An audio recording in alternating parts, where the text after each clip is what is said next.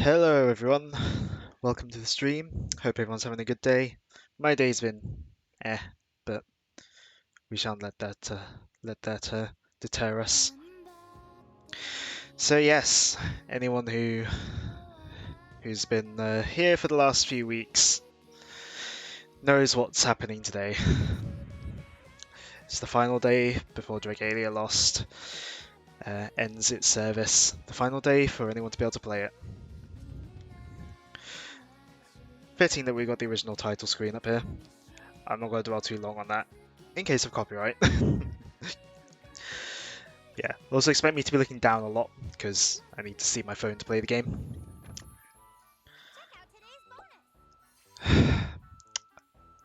Final daily bonus.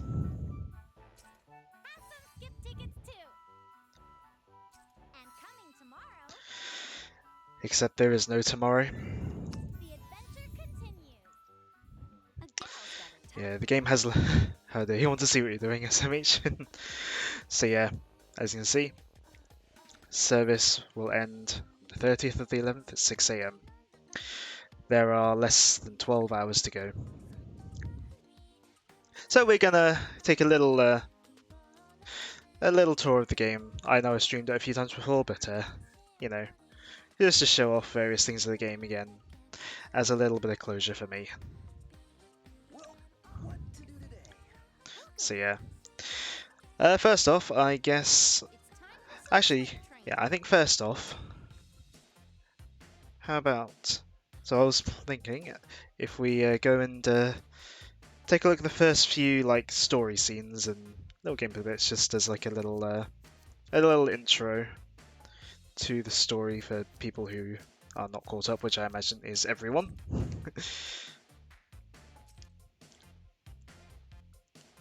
So, yeah. It's been a little while since I've seen all the intro story stuff, so I can't exactly remember what happens myself. Like, I'm not gonna lie, I forgot. Ooh. I'm not gonna lie, I forgot there was some animation and voice acting in these early bits. I know the Japanese, if you have the Japanese voices on, a lot of the story, if not all of the story, is voice acted. But yeah, I forget there was some English voice acting in the story as well.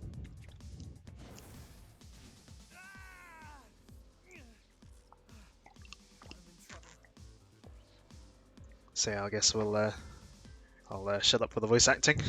Saves me from talking. Brother, I'll get you out of there.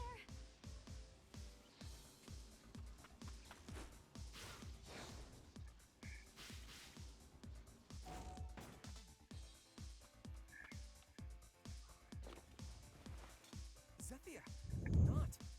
What are you doing here? I told you to wait at the castle. You shouldn't try to do this alone. Let us help you. Besides, we both know the only reason you benched us is so we could come swooping in to save the day. I was trying to protect you. You both know these woods are home to all manner of terrible fiends. Protect us from what? That dark prison of death we just busted you out of? She's right, brother. We agreed on this. No matter how trying the ordeal, the three of us must face it together. You're right. I was overconfident, and there's no denying I could use the help. Thank you, both of you. Now let's move out. Our goal is just ahead. Feels weird seeing animated cutscenes in this game because, yeah, they mostly play out like this. You know, it's a mobile game with a lot of story, so you can't, can't expect it to all be animated.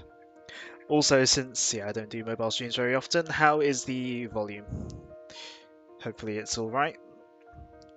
So yeah.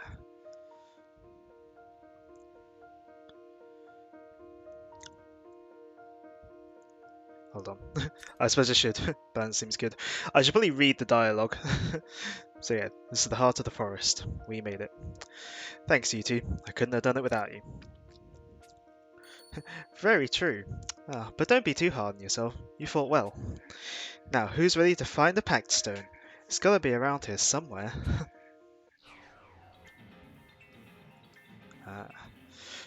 Why have you come here, if you knew with the powers you were trifling with? Stay alert, brother. Something about her is not right. Yeah, that much is clear. You there! Identify yourself. I have no time to bandy about words. I will stop you from forging this dragon pact, no matter the cost.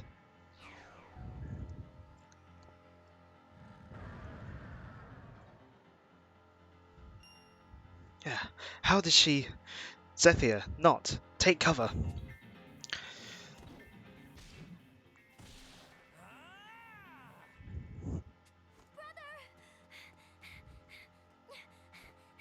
Hold on, I'll heal you. You must put an end to this folly at once. I will see to it this mistake does not happen again.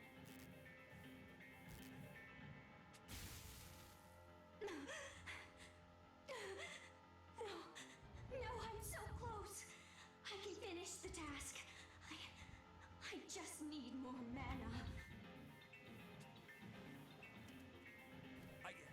I don't understand what happened. The dark aura about her has completely fallen away. Well, you seize the chance you're given, I suppose. Stop! No closer!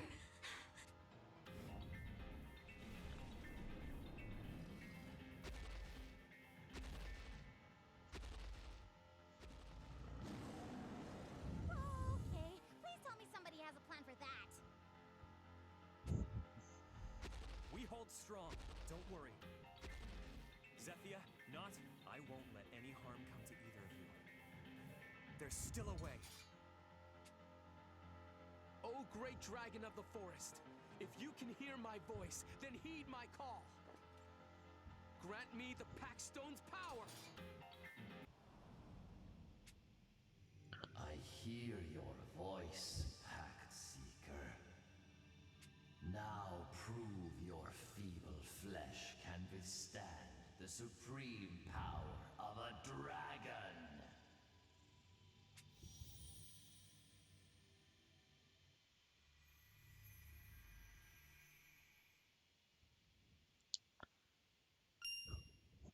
That light.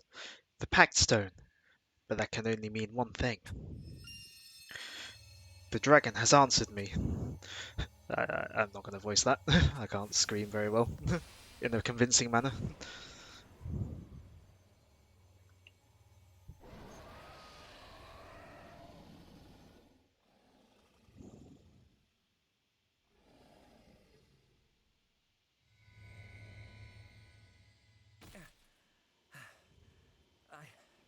I shapeshifted.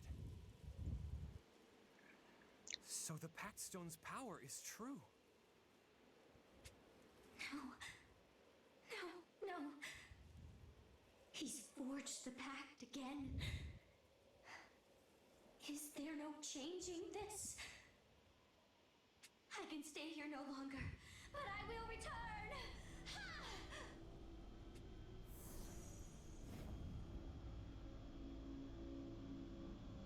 Huh?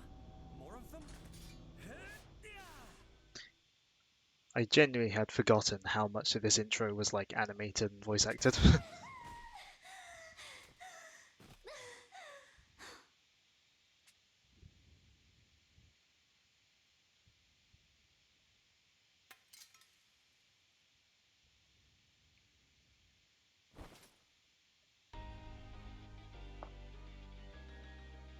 Ah. Who is this? How come she looks just like her prince's sister? Wait, what? I mean, wait, what? How? I mean, her? That's Zethia. But it's also not Zethia, because Zethia is standing over there and... What? We weren't supposed to find out. But regardless, our time is up. We will finish this unpleasantness another day. Is this game secretly a furry game in disguise? It's a complete coincidence.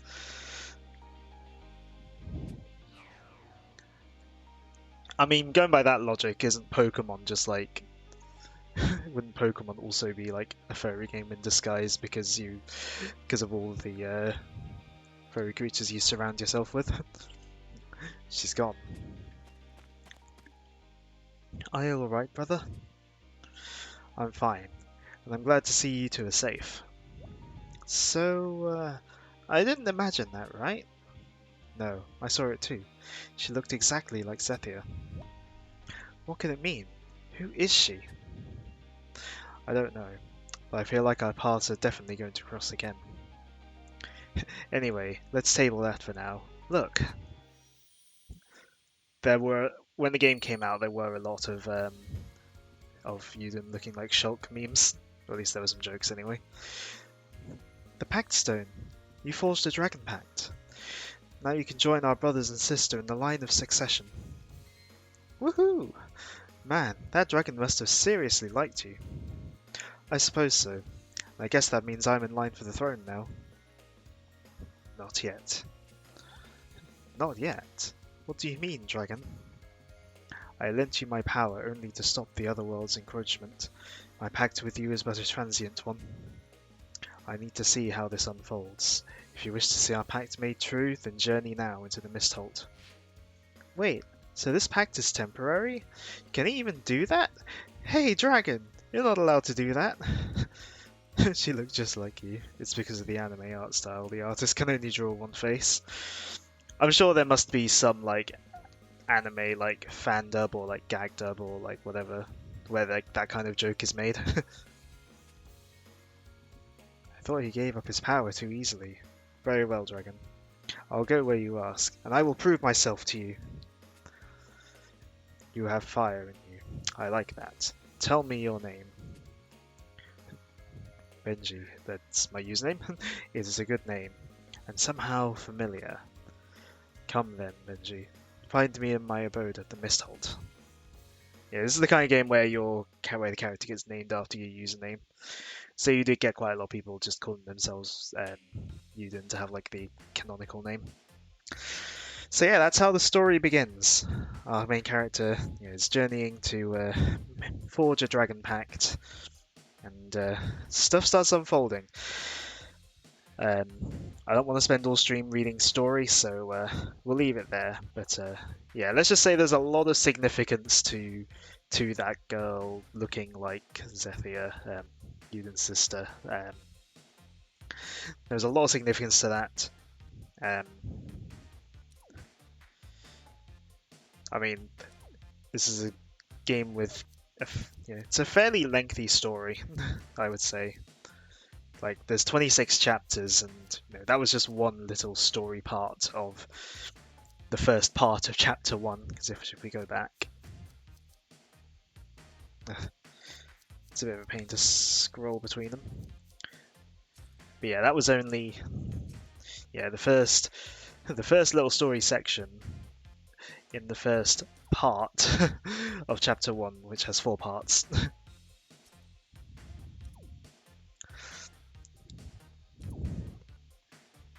But yeah, so that's how the story starts. And of course, over his journey, Yuden meets various other characters, and a lot of stuff goes down. There's a lot of twists and turns in the story, different villains coming and going, and all that. It's rather too much for me to explain without having prepared notes, and I have not prepared notes. So, I'm not holding anyone back, am I? I guess that him. It's a little more complicated than that.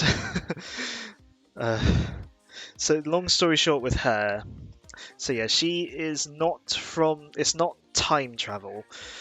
Sort of.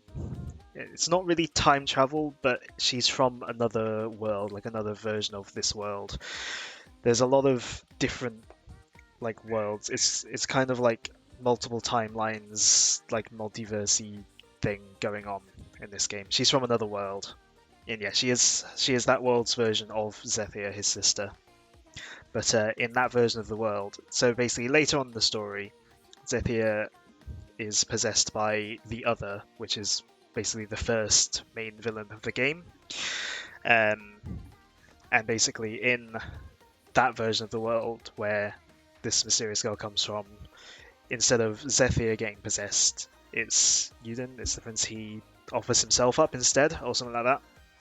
And basically, he then basically lays waste to that world. And so she's basically She's been traveling through different worlds to find one where that doesn't happen, so that she can then try and sort of basically. I think it's like so she can get help to then go back into her to save her world or something like that, or at least to see a world, or at least try to bring forward a world that doesn't happen in. Yeah, I've explained that kind of badly, but yeah, that's kind of the gist of her. So yeah, it's less time travel and more like different worlds. I haven't visited my castle in a while. So yeah, I'm gonna be just explaining some gameplay bits as well. So yeah, this is the Halidom, the castle. So yeah, this being a mobile action RPG, there's a lot of stats involved. So you have a lot of buildings that are here to basically help up your stats. Yes, a mobile game. Hey Nivek. Yeah. It's been my favorite mobile game of the last few years, and it shuts down after today, and I am sad. But I hope you've been having a good day. So yeah, I presume this is a thing that a lot of mobile games do, where you've got basically things to build up your stats and all that passively as you yeah, last day after today it's not going to be playable. So yeah, I've got a bunch of buildings here.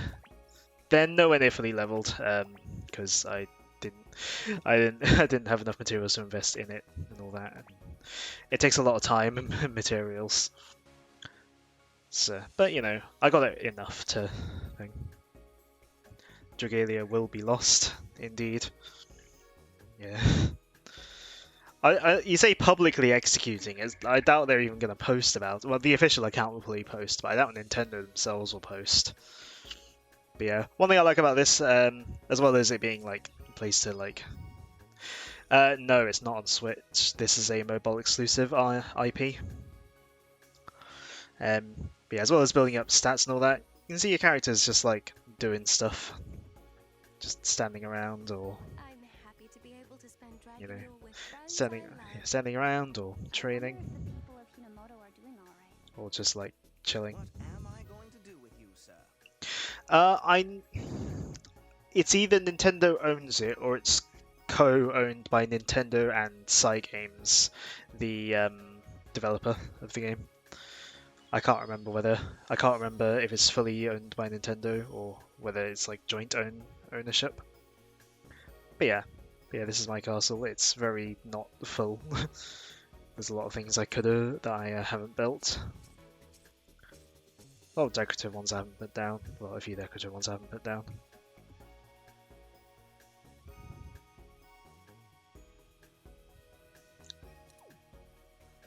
But yeah, in the castle grounds though, you can also go to the Dragon's Roost, which lets you give gifts to all your dragons.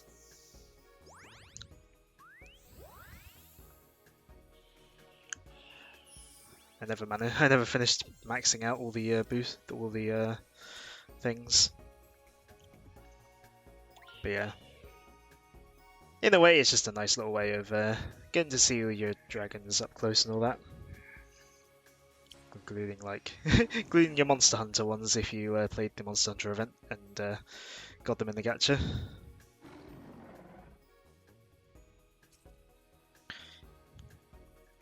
There was a time I was Yeah. barely getting by. What I would like Now is it's for time. them to make some sort of console game based on this IP because I do really like the world and the characters. And I think it could fit some console. I think it could fit some console style games. Do my daily item gathering and stuff.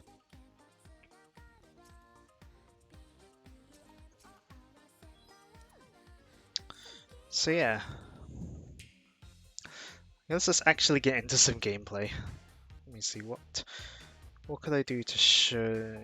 Trying to think what I could do to show. Yeah, if I do just one of these, just to basically. a quick rundown of how the gameplay works. I beat. Well, I have not beat everything. There's a lot of end game type sort of content that I haven't done. There's a lot of like more difficult fights I haven't done. I beat the whole story and some of the higher end fights, but there's a lot of end game fights I haven't done. So yeah, let me start up one of these just sort of resource gathering missions. We can do a quick rundown of the gameplay, just so that I'm not just playing the game and then wondering exactly what's happening. So yeah, I think when it was like revealed, like when they did like the trailers and all that, I think they described it as like swipe controlled or whatever. So yeah, but viewed from like this overhead perspective, you just swipe to move, or you just sort of like, sort of swipe and stuff to move around. You got a dodge roll by just like swiping quickly, which I think is pretty intuitive. And then you basically mash, tapping the screen to attack. Pretty simple setup. And then you got some skills that charge up in the bottom of the screen that you can, use. Hold on. I'm attempting to play while looking at my OBS screen. It's a lot easier if I just look at my phone.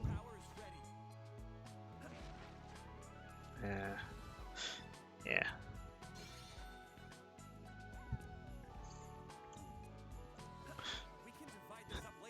I'm sure all these materials will be so useful for me in the few hours I have left of playing the game.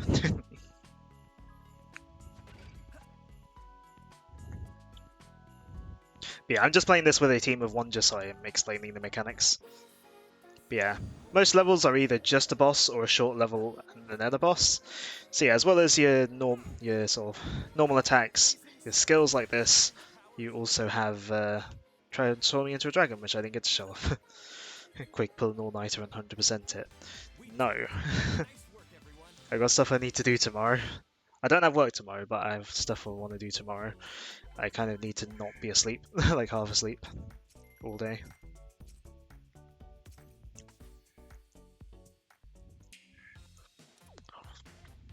So yeah, if I play a slightly harder level, let's see.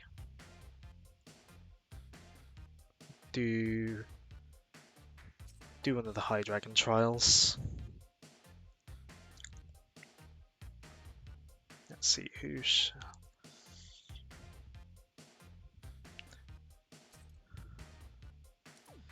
If I do this one. So yeah. So High Dragon Trials, I actually want to do something you haven't beaten yet. Oh, I might give some of that a go.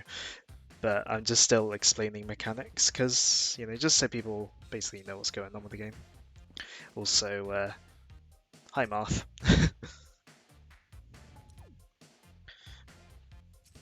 But yeah, I may give something a go that I haven't beaten yet. Most of the stuff I haven't beaten is stuff, well, it's a mix between stuff I haven't tried and the stuff I know I can't do. There's a lot of tapping involved. So yeah, High Dragon Trials was sort of the original endgame content. So by now, it's quite easy content compared to a lot of the other stuff. How much money did I give? None. This was a very, very free-to-play friendly game. I got a lot of characters in from the gacha without spending a single penny. They gave away a lot of currency for playing the game, which in terms of money making was probably to its detriment.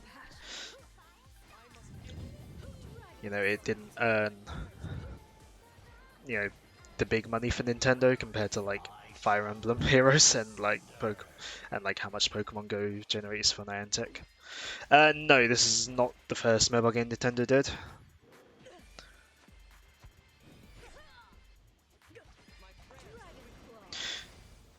Yeah, I think also due to the nature of the game being all 3D models and sort of stuff like that, I imagine it's more expensive to produce than a lot of other mobile games, which use a lot of 2D art and all that.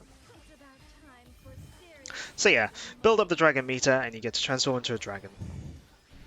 With most characters, the dragon you transform into is based on what you pick for it, but certain characters like the one I'm using now transform into specific dragons. But yeah, the first mobile thing Nintendo ever did was Miitomo. Anyone ever play that? Or it's not really a game, but anyone ever use Miitomo? That was weird. And then I think Super Mario Run was the first like non-Pokemon mobile game Nintendo did. I can't remember whether it came whether yeah, I can't remember what came first, Mario Run or Pokemon Go. Obviously, Pokemon Go is more Pokemon Company and Niantic than Nintendo, but you know.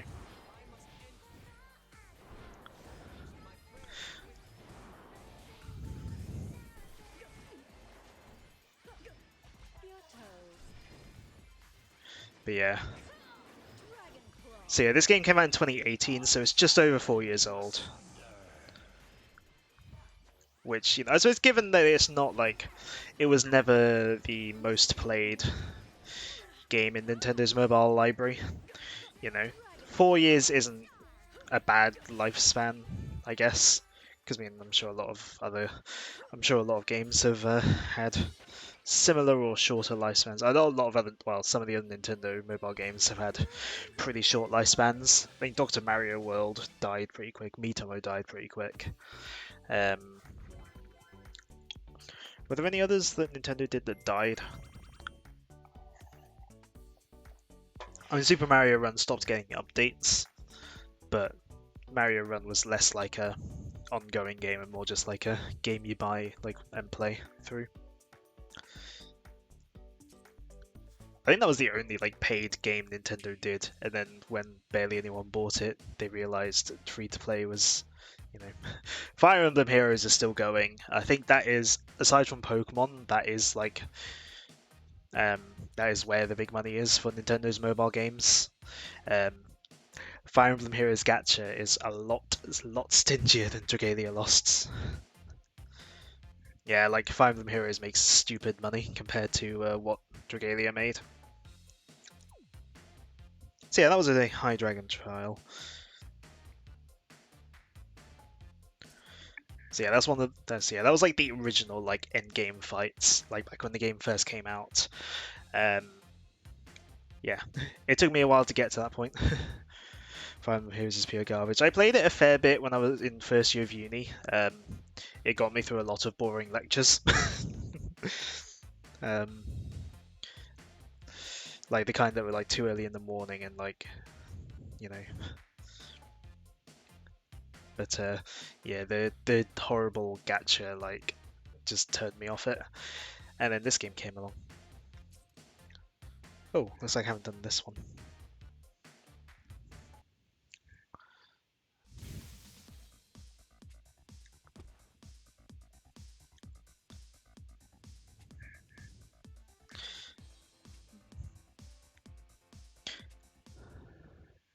So yeah, these quests here, the one that I'm just starting, this set of quests takes place a lot later in the story.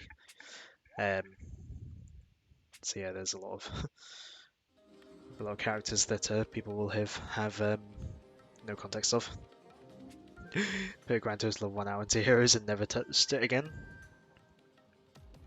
I mean, as someone who sucks at strategy games, like Fire Emblem Heroes, like simplifying the sort of gameplay worked for me, but it just the like gacha turned like the way the gacha was turned me off, and also you know I'm not that good at that kind of gameplay, even on the simplified scale that Fire Emblem Heroes sort of played at.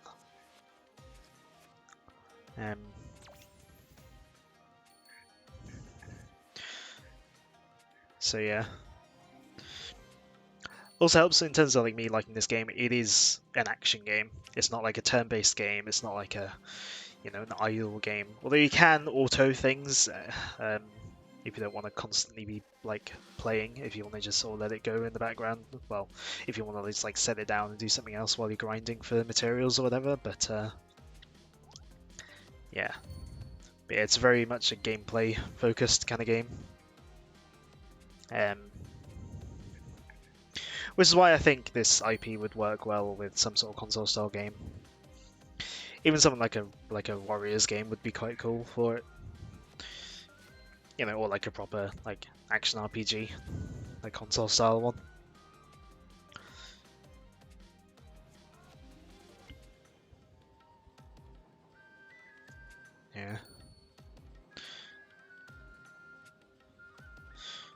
forgot how long the hear you out. I'm listening. Dragalia Lost Mystery Dungeon. Maybe. I don't know how. I mean, obviously, Mystery Dungeons has its own mechanics, but like, I'm just like wondering, like, if it'd be possible to take mechanics from this into a Mystery Dungeon type game. I mean, there is a roguelike-ish mode in this game, which I think I showed off last time I streamed it.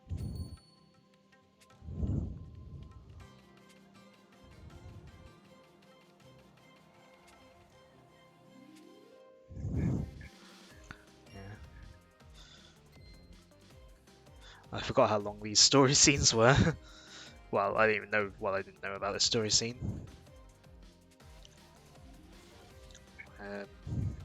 I just want to fight them.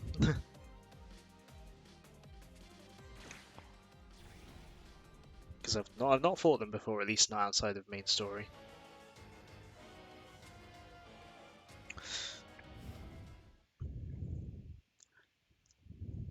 Come on, let me in.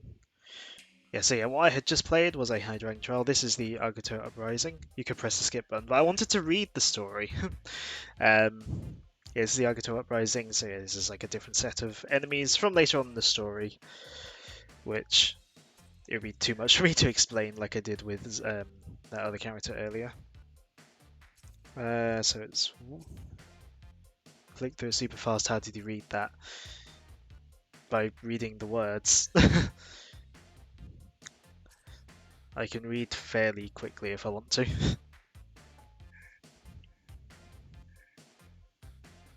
Basic reading ability is needed to fully enjoy this game. See, I think I've fought these characters in the main story, but just not out, but like not in this.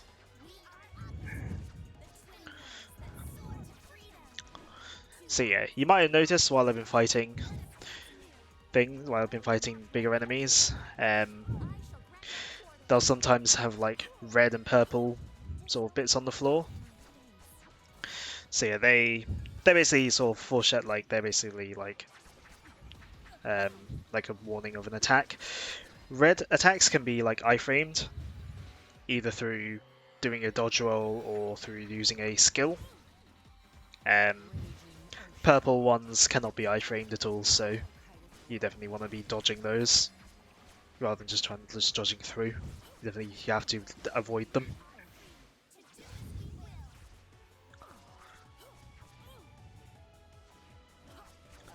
So yeah, if you're good at dodging or like just timing a skill usage, you can often you will often want to sort of stay in the red attacks, and then so you're avoiding the purple ones.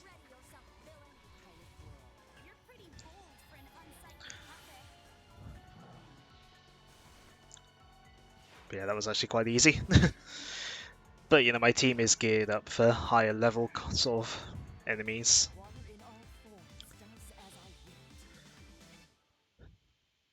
Yeah, I mean, not all attacks that like bosses and stuff do are telegraphed. That's the word I was looking for earlier, telegraphed. But yeah, sort of a lot of them are. But usually, if an attack isn't telegraphed like visually, there's often like a voice clip that goes with an attack.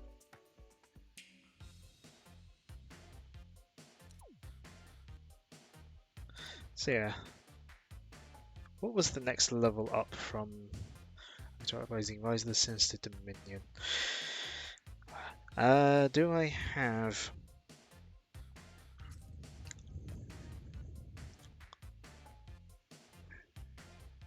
I think I will actually skip this because I know less. Because this is like even further in the story. Maybe I'll read it later. I don't know. 22,000 might.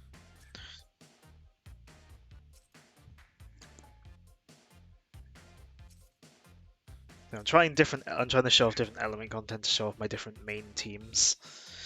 I didn't really tend to build my team around like the meta most of the time. I did take a few meta elements, sort of a few like sort of characters considered good, but yeah. A lot of the time I just use characters I felt like using, or just characters that I needed to use for an event. Yeah, Iblis. Not the same Iblis as in another game that I've played.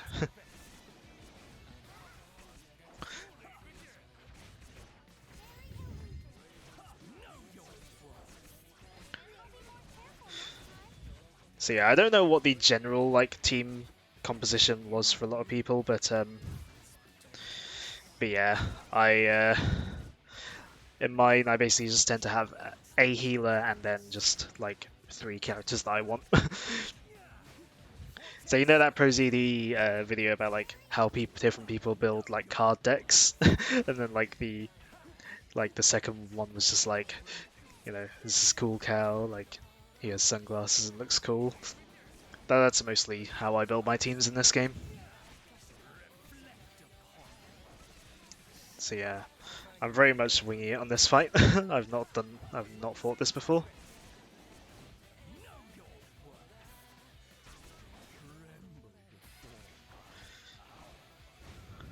Uh, Again, I may have fought like at least part of this fight before, um, through like main story or like other events, but yeah, I've not done this fight itself by itself. Such a wonderful person you are. Alright. Ouch. Feel the bond with my dragon. That did a lot of damage. Oh man. Yeah, I'm not doing a lot of damage to this either.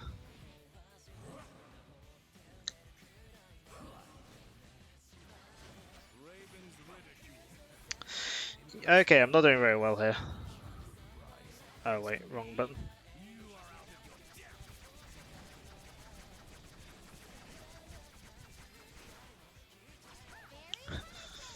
So yeah, now 2 of my characters are dead. This is not good.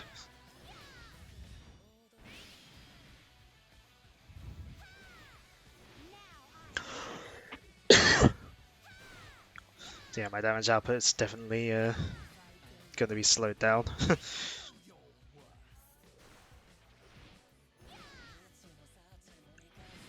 I'll see if I can finish this though. It may be a bit of a war of attrition though.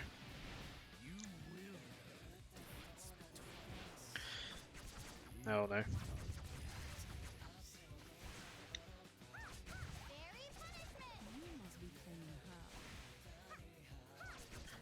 I don't know how to avoid that.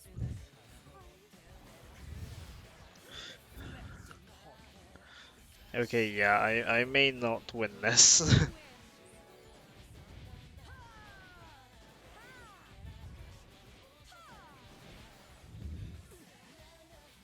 Ow.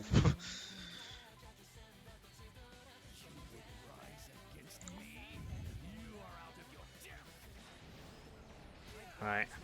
Theoretically, if... Oh, well, Not's already dead. Theoretically, if we live for long enough for the healer to get some... to build up one of their healing skills, I could get back to high HP.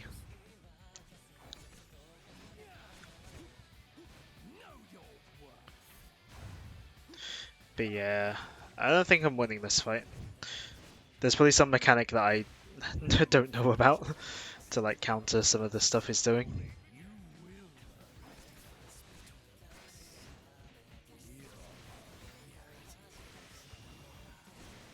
can keep fighting now. Let's go, Midgard Sword! United Tempest! Yeah, I don't know. I don't know how to avoid that screen nuke there. Maybe you just have to equip something to avoid it.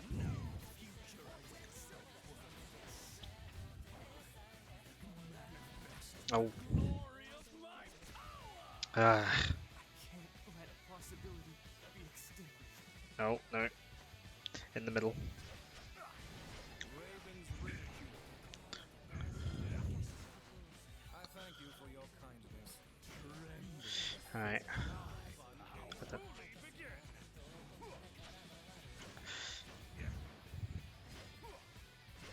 Raven's ridicule. Alright. Yeah. Thing is, even if I don't die, There's a time limit as well. So yeah, even if I can't manage, even if I don't end up dying, I doubt I'll beat this in the time limit. It-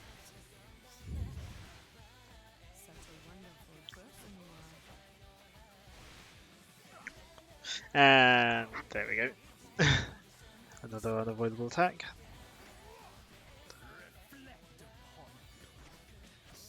Again, there's probably just some mechanic I don't know about, because when these came out, I don't think I was high enough level to do them, so I never really invested time into learning this. Yeah, I think I'm just gonna give up. I'm not gonna beat that. I'm not gonna bother waiting for the timeout.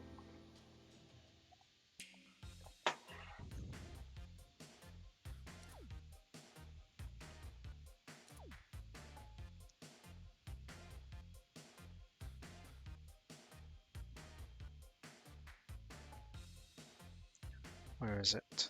There it is. See, I mentioned a roguelike-ish kind of mode. I think I did play it last time, but I'll show it off a little bit again today. I've got a lot of characters. I don't know who I want to play as.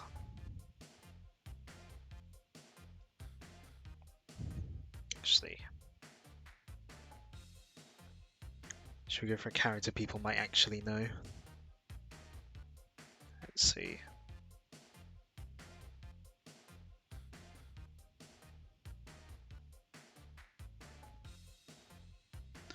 Scrolling through trying to find the crossover characters. Actually, yeah, why not?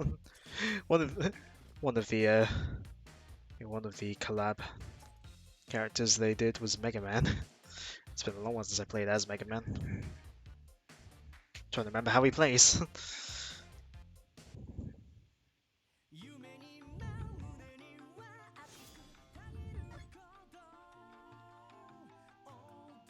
If I remember right, he has fairly unique mechanics compared to a lot of the other, I say some he shoots people.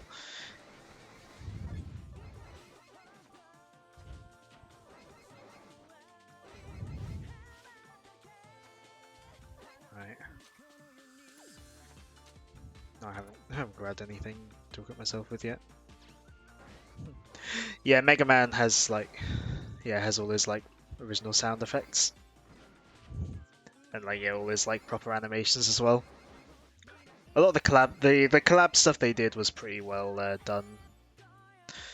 I would like to think.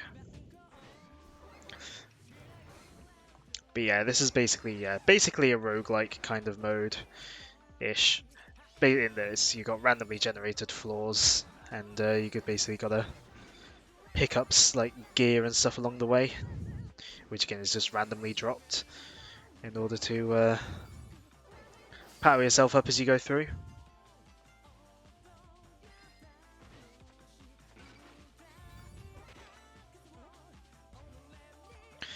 Oh yeah. Oh yeah, another mechanic in the game is the force strike, where you like tap and hold for a bit, and then you have like basically a charged attack that's more powerful and can break enemies' shields. Different weapon types use them differently.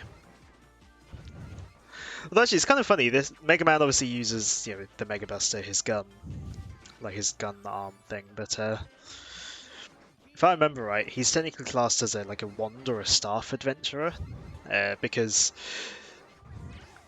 Mega Man predates the actual gun weapons being added to the game.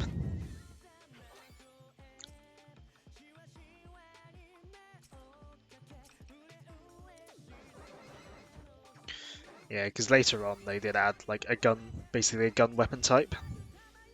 Because they didn't call it guns, but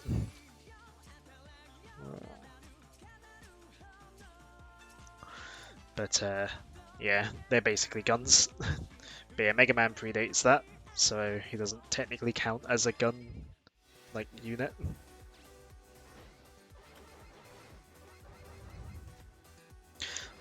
But yeah, I quite like this mode. I haven't played it a ton because it lasts quite a long time if you manage to get to the final floor. um, but I quite like it. It's basically just a way of having sort of content, more sort of just like a long sort of set of levels essentially. Yeah, with like the randomly generated floors and stuff. So having to rely on what you find and what you're given.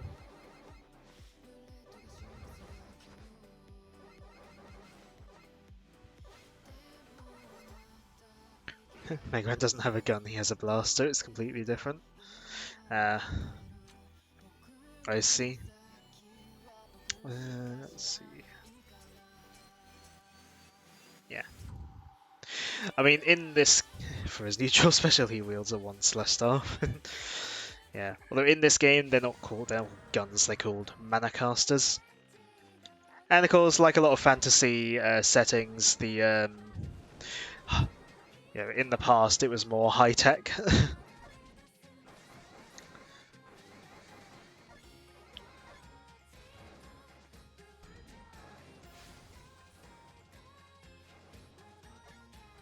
Ouch. So yeah.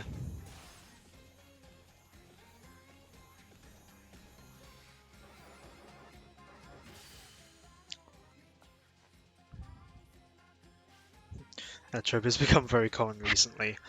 I feel like it's just a common.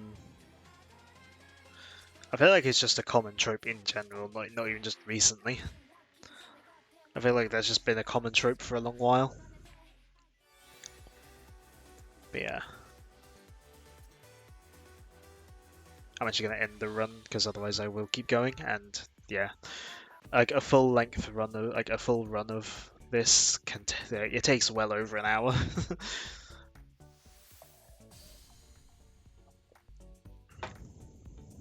Yeah, it takes well over an hour.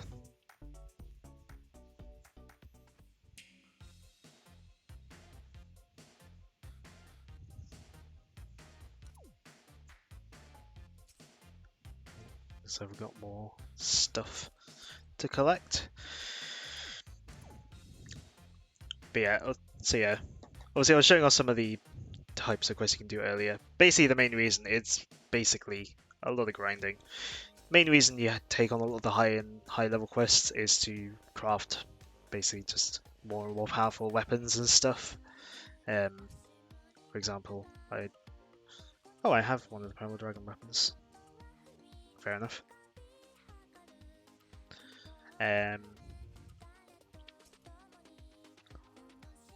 To obtain Absolute Tempest to craft. But yeah, basically yeah, one of the main points is of doing all the grindy stuff is to craft more and more powerful weapons and upgrade those so you can take on even more powerful content. And as well as the weapons and dragons you can equip on your adventurers, you also have worm prints, which are basically just various buffs and stuff. But as well as just being things to buff your characters, all the worm prints also have like, hold on, they also have like little story flavor text as well.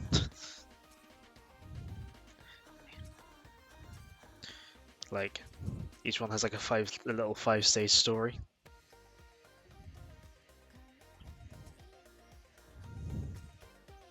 I just enjoy this one because, you know, Mim or Brunhilde, the flame worm, one of the 5 great worms, can't read. And it's just funny, basically she's trying to study and she can't read, and she gets angry at the books, and yeah, and then burns like the library down.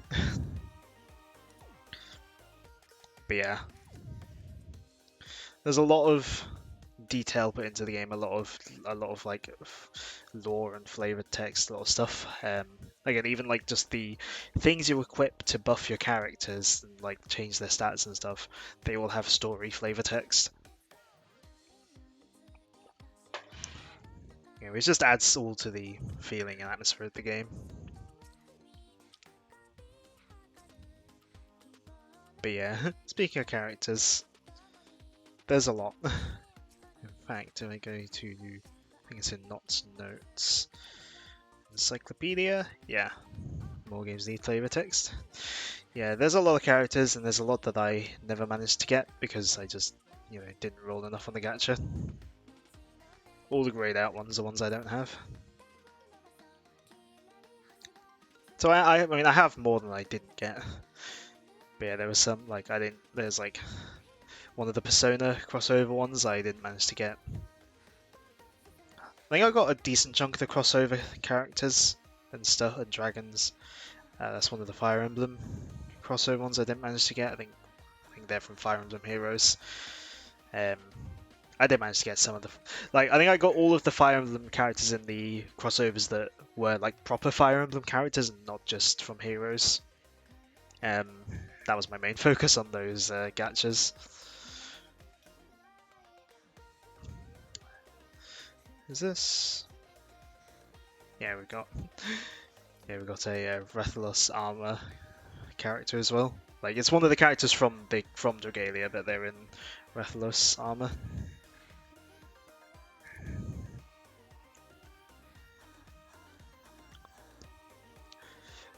I'm going to the crossover characters because I'm sure people here will recognize them more than all the original characters. Everything again. Character everyone here I'm sure will recognize. Marth.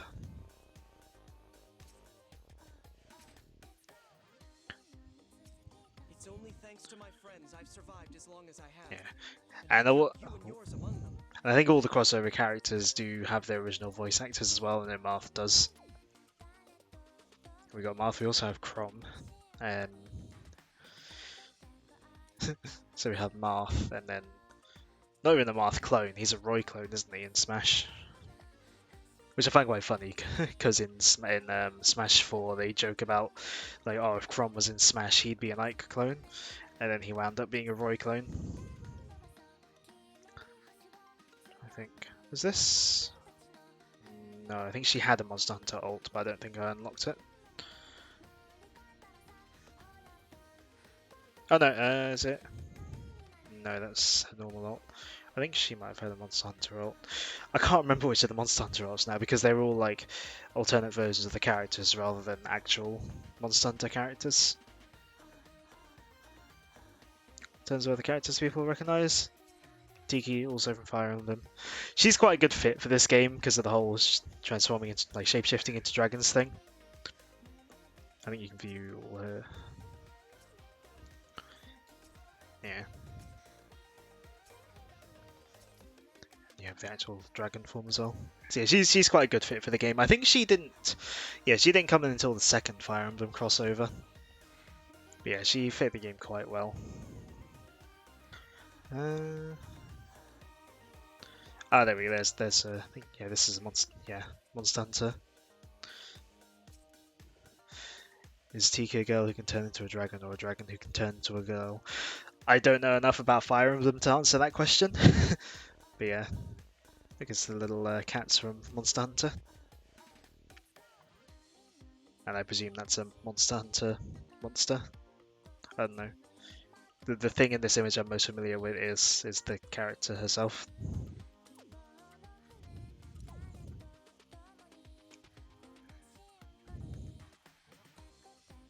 What else is there? Oh yeah, I think they were technically dragons originally. So yeah, Persona was another game that Dragalia crossed over with. It was technically Persona 5 Strikers, rather than just Persona 5 itself. Yeah, it was technically Persona 5 Strikers that they crossed over with. Human forms are the main form as they sealed their dragon powers away in orbs, then go psychopathically insane. I see. My Fire Emblem knowledge is very little. Most of my Fire Emblem knowledge comes from this crossover, the crossover with this game, and Smash Bros, and like the tiny bit and the like little bit of Fire Emblem Heroes I played. Let's see. I'll go through some of the actual characters from this game, but so this is technically a crossover, Pekun, from another Side Games game, Princess Connect Redive. So yeah, it's technically like a company crossover rather than like a standard crossover. Basically, dragons going insane in their old age comes up a lot, even in different Fire Emblem universes. So yeah, this character Sophie, I think she is specifically from Persona 5 Strikers. I don't think she's in regular Persona 5. Well, I say regular. I don't think she's in the main Persona 5 games. I think she's only in Strikers. Like, I don't know a lot about Fire Emblem. Not Fire Emblem. Persona. I know more about Fire Emblem than I do Persona. Let's see. But yeah, she's one of the Persona characters in this. Oh, here we go. Sharina from Fire Emblem Heroes. I think she was a free character they gave you in the event. Because yeah, the Fire Emblem crossovers in this game were technically crossovers with Fire Emblem Heroes, which makes sense, you know, promote the mobile games. Although I wish it had gone the other way. I wish they had like put Dragalia Lost characters in Fire Emblem Heroes, like did a crossover the other way as well. You know, they could have promoted this game in the more popular game. Persona Strikers sounds like a football spin-off. I think it might be like a Warriors type game, maybe? I'm not 100% sure. Speaking of Persona, there's Joker. No, not upgrade. But yeah, there's Joker. And his final smash. He doesn't wield a gun though for his neutral special. Well, maybe he wields a gun in one of his skills. Aw, I'd kill for some LeBlanc curry. We must be in the cognitive. We can't just ignore people in trouble. I don't know if this is... Time for Ah, the right, there we go. warriors to shine. Yeah, it's got other characters in the voices. Yeah, I'm sure a lot of people will associate Xander Mobus with Joker, but I'll always just be like the Smash Bros. Announcer. That's the voice I know him for.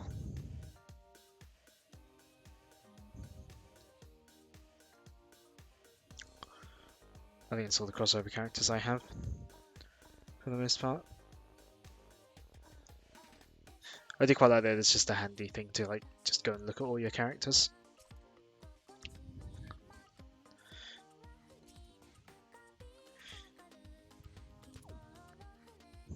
Xander Morbius.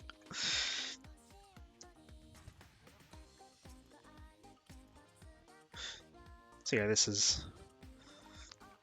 Yeah, I do like how you can just look at all the 3D models and stuff. It's nice. Yeah, this is Yuden, the prince, main character. He goes through a lot. It's moping time. But yeah, like any good gacha game though, you got alts of the characters. So yeah. Yuden in particular, he has a few alts. So this is like his first one is basically like, you know, he is, as he's gone through the story and grown a bit. Of course, being a Japanese game, there were summer alts.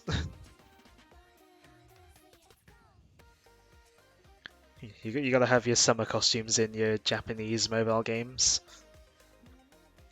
So this costume showed up. He showed up as like in like story cutscenes and stuff in the first summer event, but he didn't like get added as a playable character until like last year's like the third summer event, I think. And then, as well as those, he also has one more alt, which is Bondforged, which is basically his like, you know the trope obviously where a character like gets like this, they like unlock their true like final powers near the end of a story. That's basically this for him.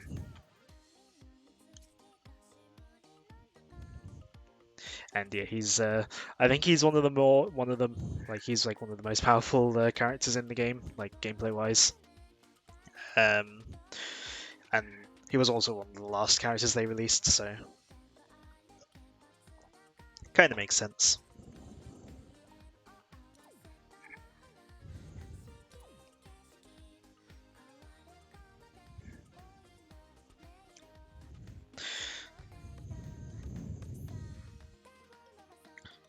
yeah.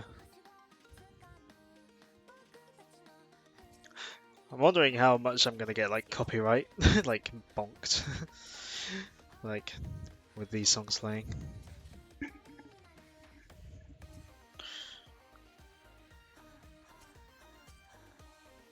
Because yeah, I know on YouTube you get copyright like claimed if you use like music from this game.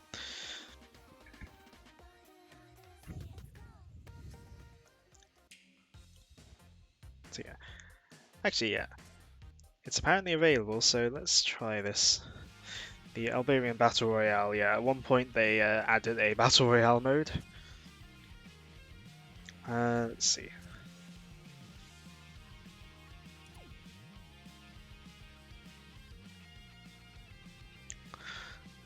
Let's see. I'll go with sword, why not? Actually, hold on. Can I cancel? Oh no.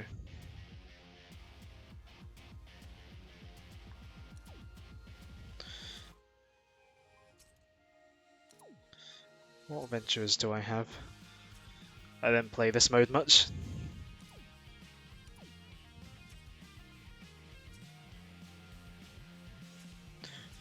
Why do they copyright claim it? This stream is the most advertising I've seen for the game. A lot of the music is technically licensed.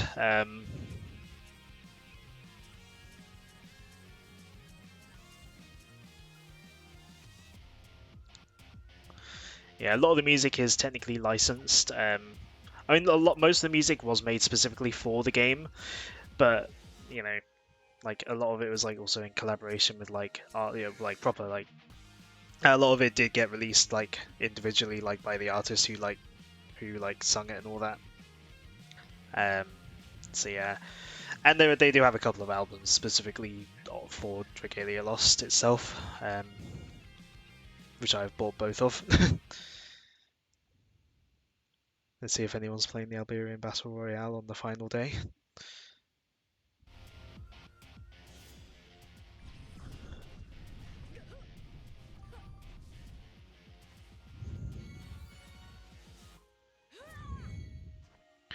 I can't remember how to play this mode, to be honest.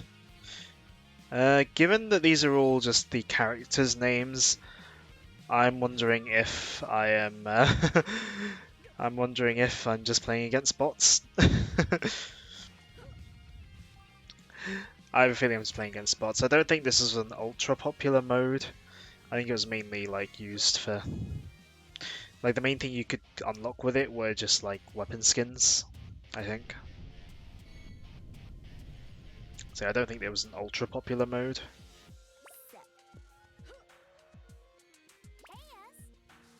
I don't know if it's Dragalia bots. But yeah, But yeah, I can show off the stickers. Let's go. How crazy is that? How crazy is that? I don't. Boom! I don't know if the bots can use stickers. Maybe they are people. I don't know. Boom!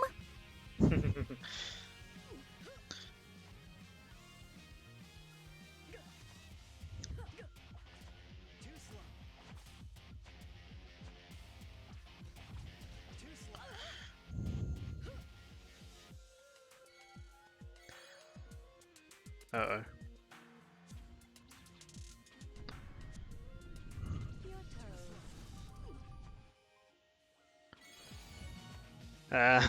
Don't want to get caught in the storm. I know it's not called the storm, but if we go with Fortnite terms, Fortnite terminology is what people know for battle royales. This'll make it better. This'll make it better. If you play with fire, you get burned. I need to heal. This'll make it better.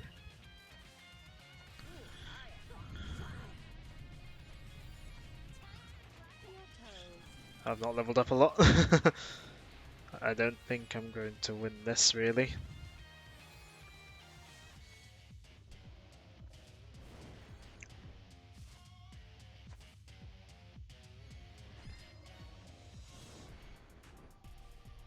I don't know if I've ever seen this area. Like I said, I have not played this mode a lot, so I'm not very familiar with it.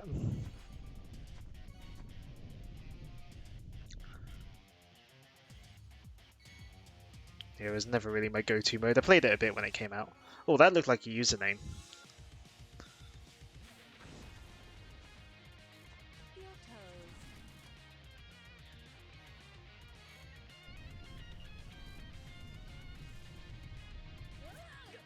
Your toes.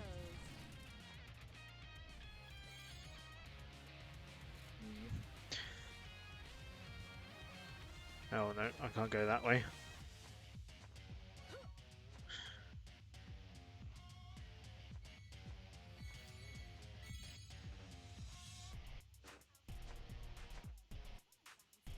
My energy up. Ooh, I am on fire. This'll make it better. Ow. I'm all burned out. Lol. Hey, I got near the end. Summon science Was really gets my energy up. we'll spectate, see who wins. They won. I'm fresh and ready for success. Hey, I came second place.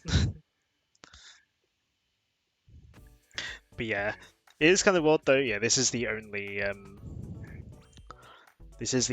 like competitive mode in the game. The game's very much more so co-op than competitive.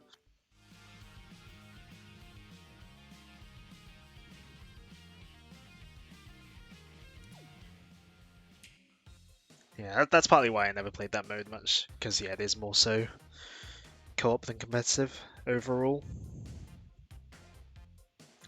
Ah, yes. We can't forget about this mode.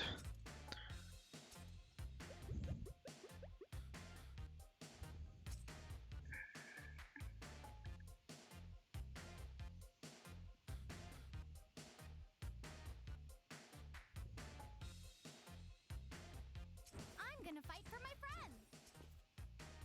Who else should I take in?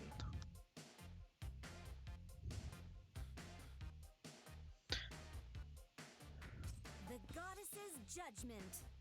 Let's see. This is the most important mode in the game. I've got to make my choices carefully.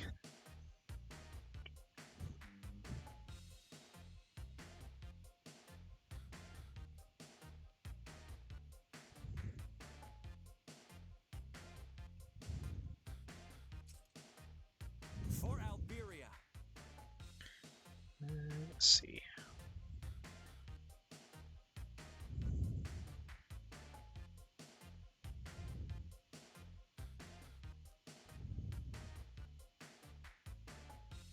We're off to camp.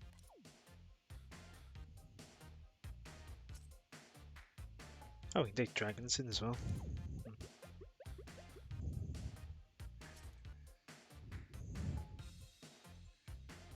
But yeah, this is the most important mode in the game. It's called Walkies.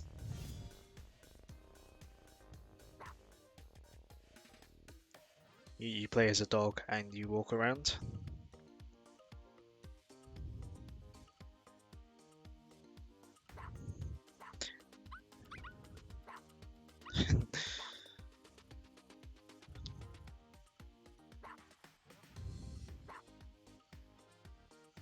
Oh yeah, you can make it go play fetch.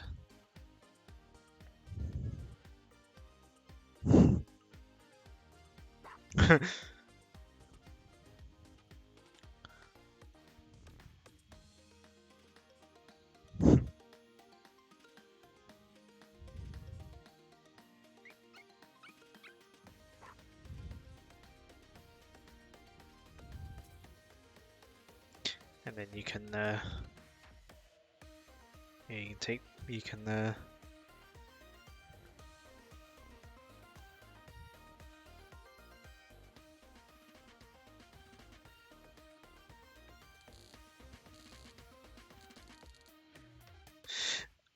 with the way I framed this, it kind of looks like Not is planning to like stab the dog.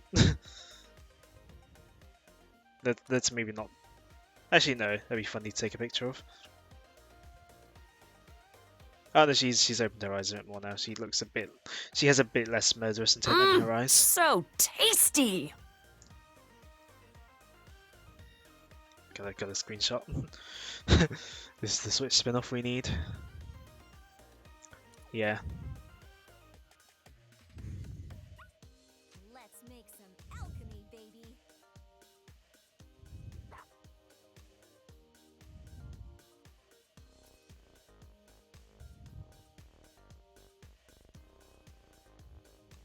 I can't zoom any further.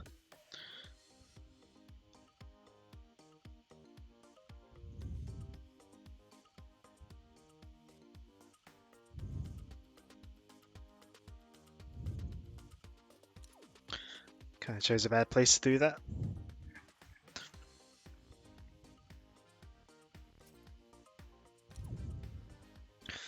Hold on. Try going down this way, perhaps.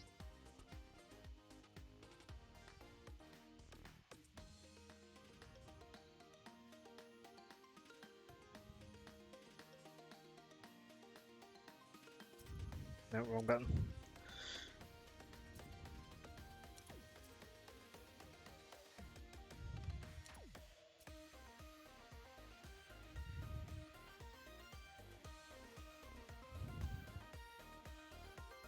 Yeah, I'm happy with that as a screenshot.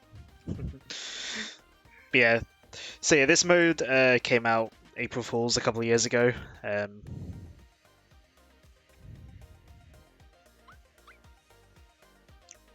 Basically, I think when it first came out, you could only have one character out with your dog.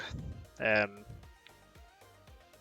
then, yeah, when it came back the next year, they basically let you have a full team of 4 in.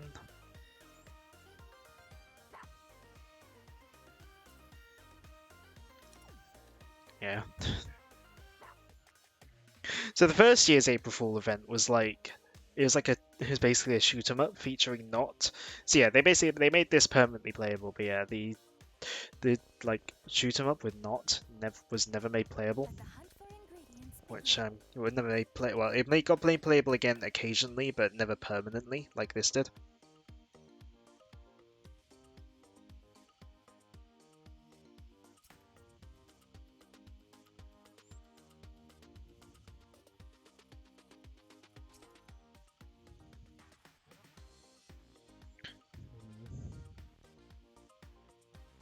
Do I have any good stickers for the situation? I don't know. Sure, we'll go with that. But yeah, ultimately this is basically what this mode is. And yeah, just finish it by going into the circle.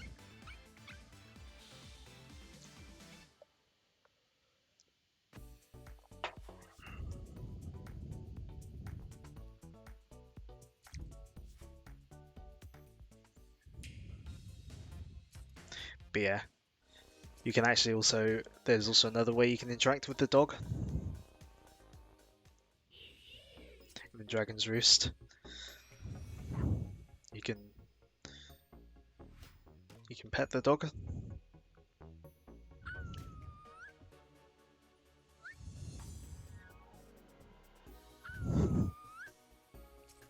Can you pet the dragons? I can't remember. you came to see me. No, they don't do anything.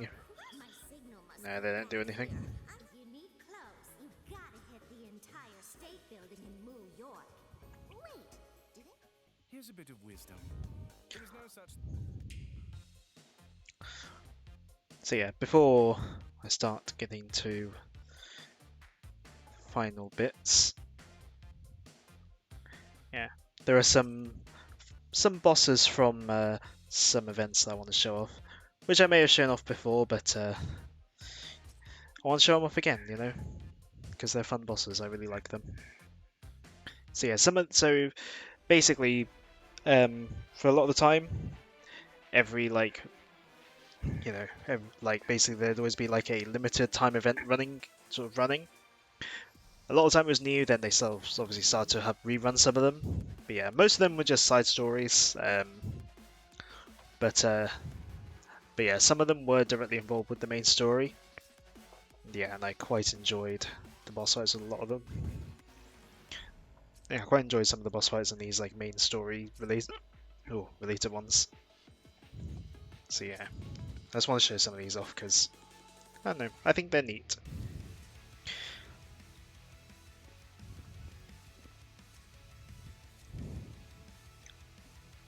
So this event in particular, Forgotten Truths, was the second anniversary event, and yeah, it was one of the first big shake-ups in the game's like lore and story, um, and yeah, is very important to the lore.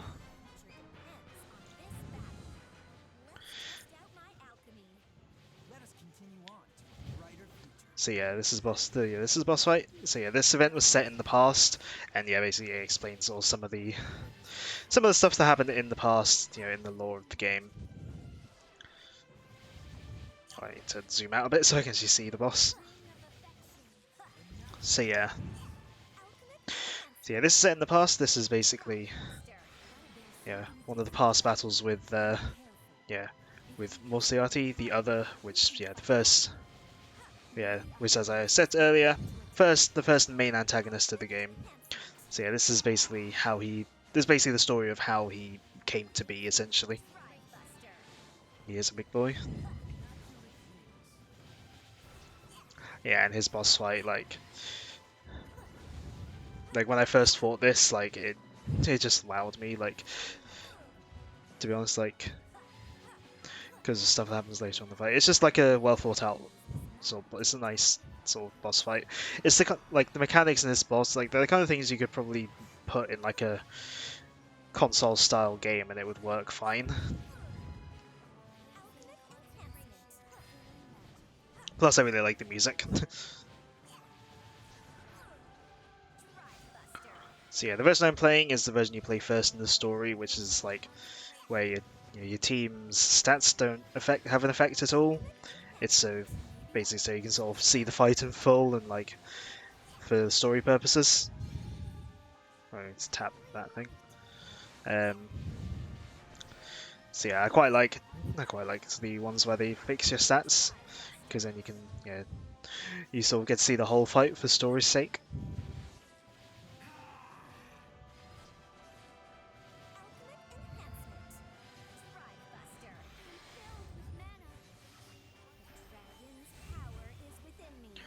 But yeah, as the fight goes on, yeah. So we hit phase 2, we'll destroy this weak point. And I presume if you don't get it within the time limit, I think I presume if you don't get it in the time limit, it either unleashes like a big attack or it like insta kills you. I can't remember.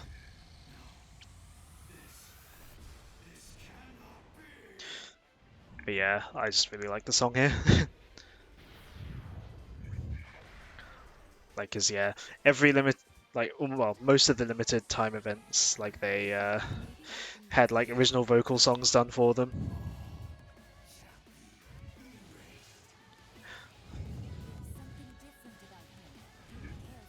Hold on. I'm turning up my volume so I can hear it better.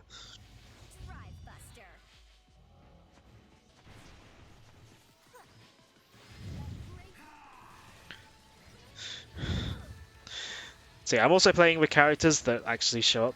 Mostly playing with characters that show up in that event as well. So it's like, just to make it like proper story, like correct, I guess. Considering the stats don't matter.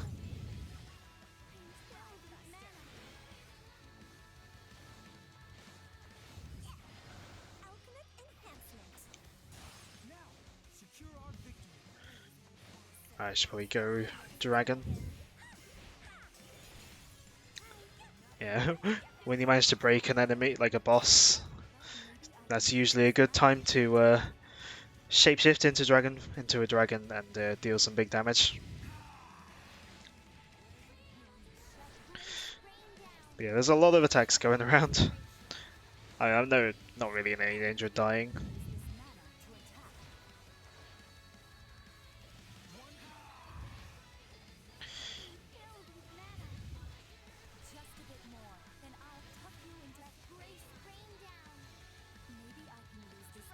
Alright,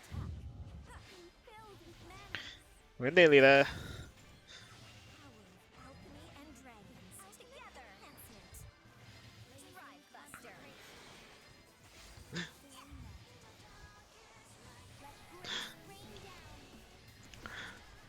So yeah, I think it goes on to the final phase. We'll see drain the life bar. I think.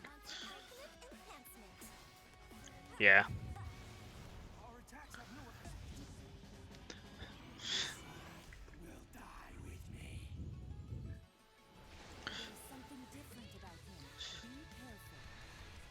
And so we gotta break through these walls, collect these like things that are inside, power up our final attack.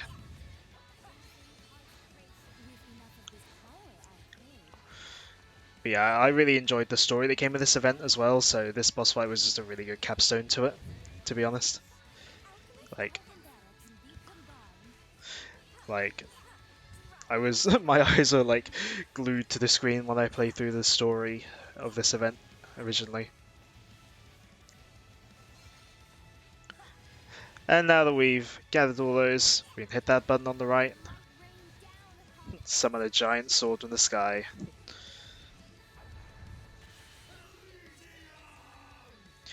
Yeah, coming at the end of this story event, it was a really fun boss fight. I really liked it, and yeah.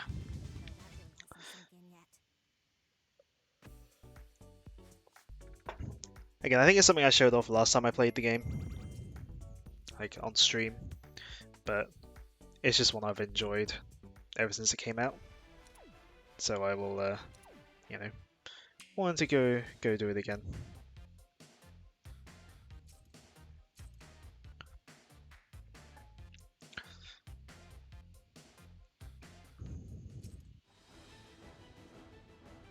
So yeah, another one of these event bosses that's significant to the story. So yeah, this is set later on in the story. Like, this is set in the present day in the story. See if I can find my story significant team for it. There we go. So yeah, this is a boss fight against Satan. Yeah, not obviously different to Satan in like various real life things, but yeah.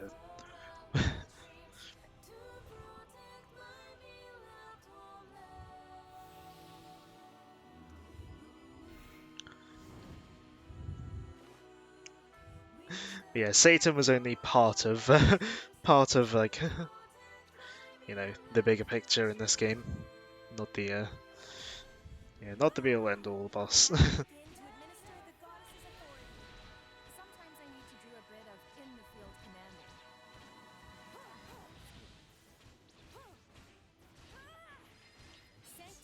The literal devil.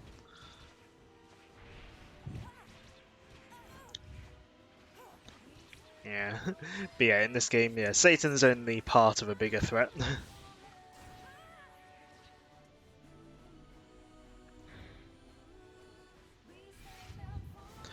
Well, I think this is a shorter boss fight, maybe. Oh no, yeah, because he has the health bar's shorter, but yeah, he summons other things to fight.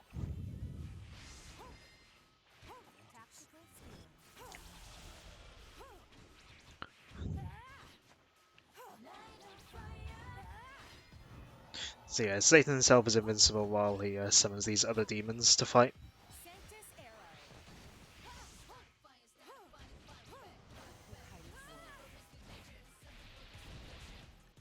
I think it's still, yeah, I think still got more demons to summon that we got to fight through.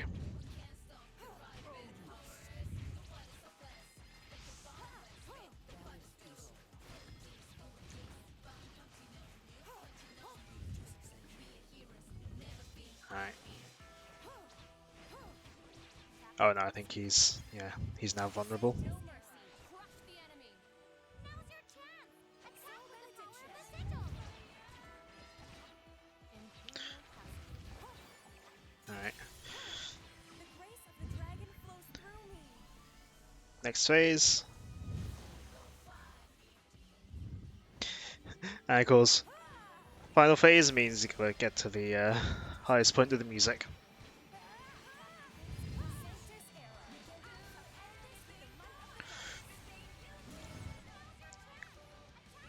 error. I remember when this song first came out, I listened to this song a lot.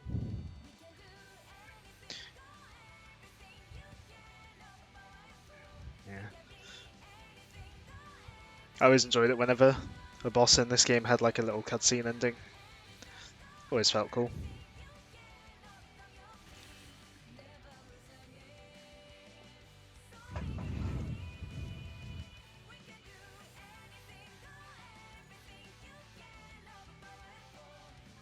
Her authority has been administered. But yeah, that is a bit of a shorter boss fight though, at least on the like fixed difficulty.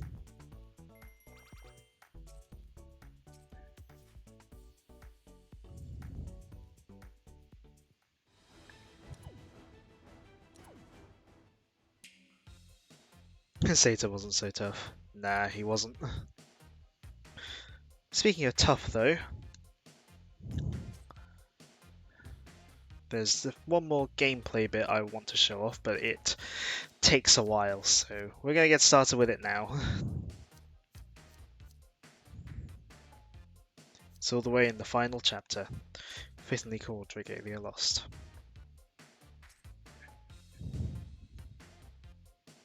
BRB, need to sort out cat?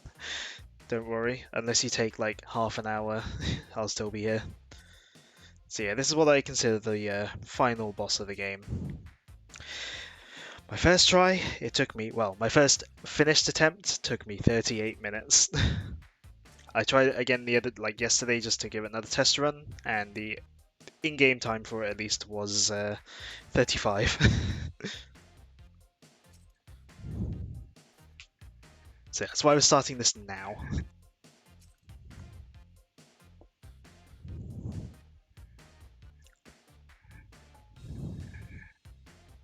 So yeah, this is the final boss against the big bad of the game, Zenos, I think, probably be how you pronounce it.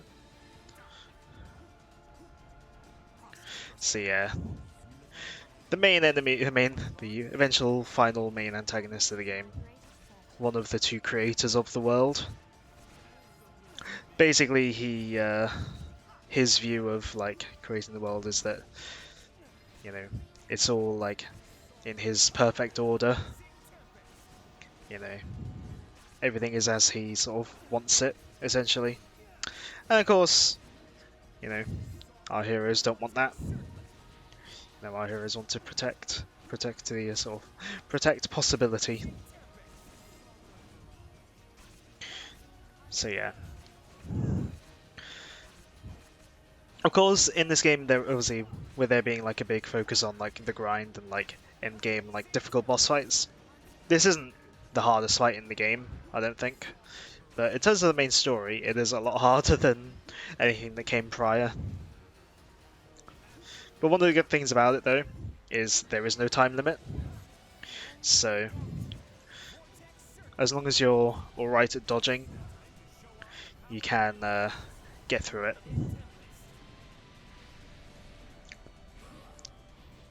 Like, if you got a healer and you're okay at dodging, you can eventually win. So yeah, he throws out a lot of attacks, he eventually starts combining a lot of attacks. But he's combining some attacks now. Yeah, I'm just gonna dodge that, rather than try to go through those.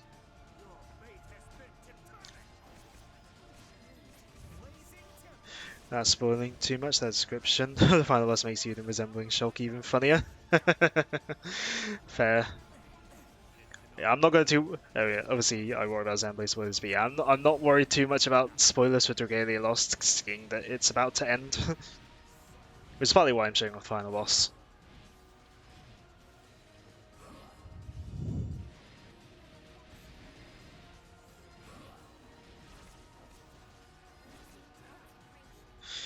Right. Dodge.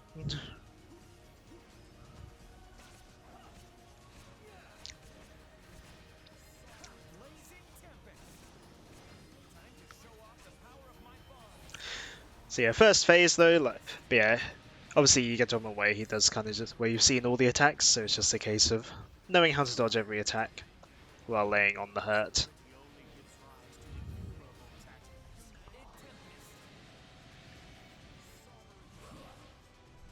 So yeah, phase one there isn't really too much like in terms of sort of sort of like properly difficult stuff to deal with. I mean, it doesn't take too long to take his health bar down, and we're still getting there as we speak.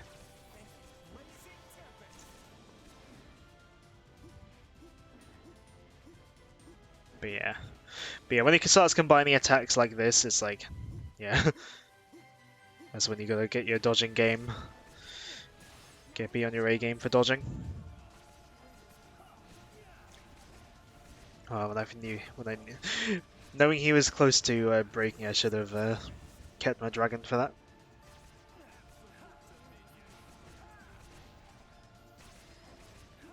But yeah, when I first got to this the other day, like I was struggling. I had to look up some help online, some like sort of suggested sort of things to do.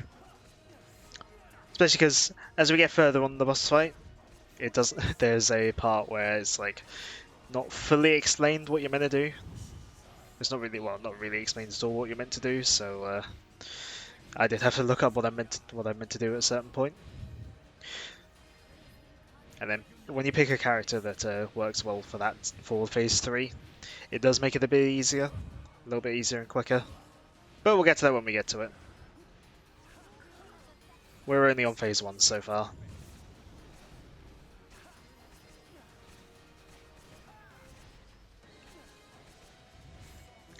So yeah.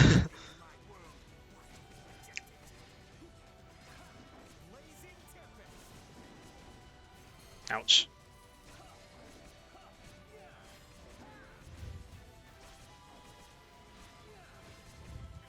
But yeah, running a healer is always, a good thing, but yeah, in this boss in particular, it's like, I mean, most of his attacks are fairly well telegraphed, but when he starts combining a lot of attacks, or if you just so happen to get caught up in one, they do deal a lot of damage, so yeah, it's definitely good to have a healer going. But yeah, that's phase 1, on to phase 2.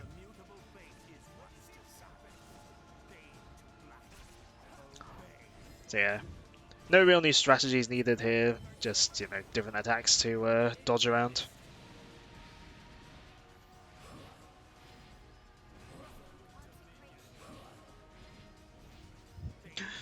I'll say, take note of how long this is taking so far. This is a mobile game.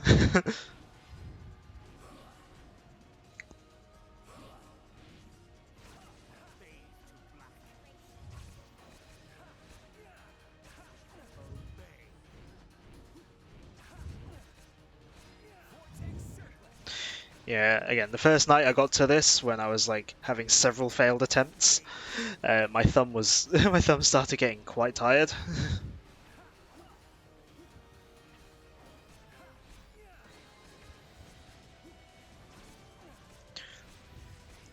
But yeah, in this boss fight, yeah, dodging the purple attacks is of utmost importance. They can do a lot of damage to you. I mean, even the red ones can. But of course, the red ones you can iframe through with dodge rolls and using skills.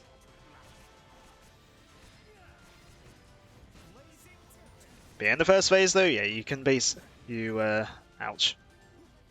You can get away with just like spring your dragon out as soon as it charges up. But in phase 2, he brings out an attack that it's very handy to have your dragon ready for. So I will probably hold off on dragon until I get to that attack. But I can't remember when that is, so it might be a little while.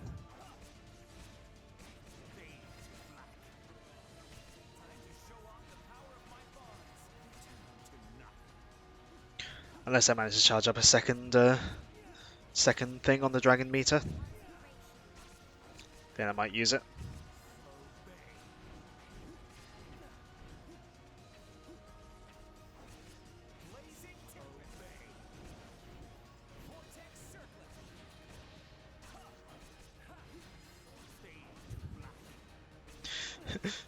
Yeah. I make liberal use of dodge rolling in this fight, just to like try and avoid as much as I can.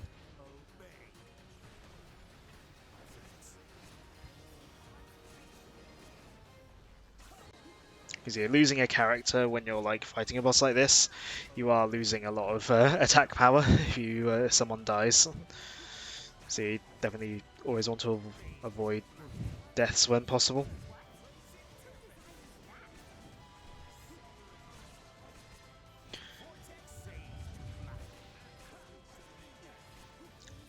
I think it might be when it gets around half health that he brings out the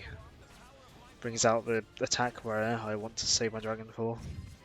I'm getting closer to half health, so again I'll hold off on dragon.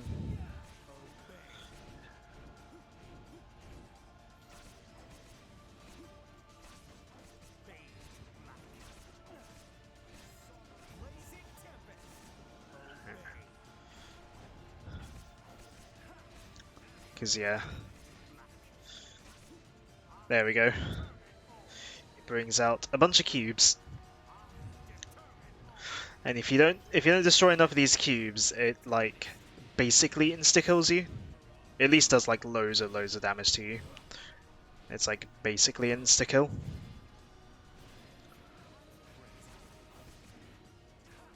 But yeah, if you manage to destroy enough, it doesn't do as much damage. Ouch. Ow! Oh, that's not good.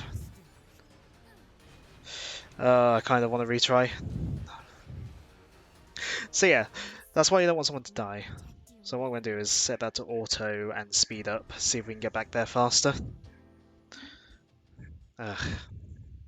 That's me getting greedy and not dodging properly.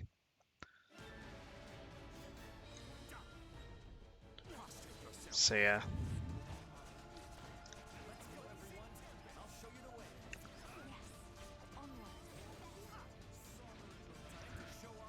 But yeah, if you auto and speed up, as long as the AI doesn't die on you, you can get through the first phase. Doesn't take too long.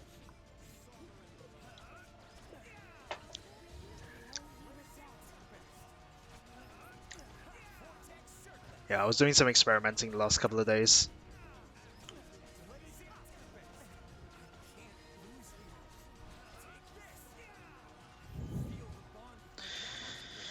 But yeah, I would like to show off this final boss though, so I hope I can get through it.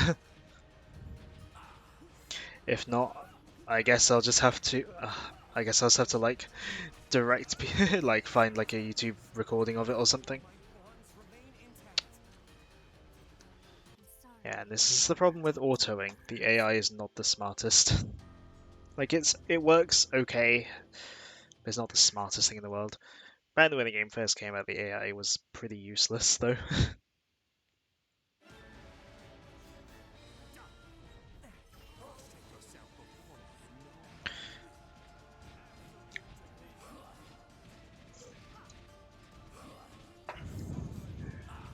I would like to show off the whole boss.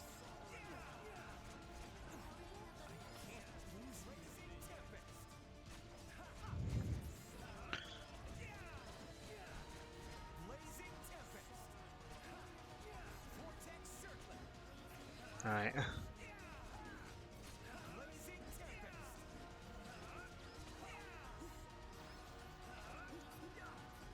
Right.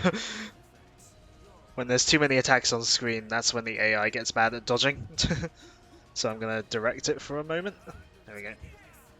Because yeah, when you have auto turned on, if you start taking control, then you know. You didn't miss too much. You missed me getting decently far, and then like having a character die, so I restarted, and now I'm using the like auto function to try and get back to where I was quicker. Problem with auto is the AI control does kind of get you killed sometimes.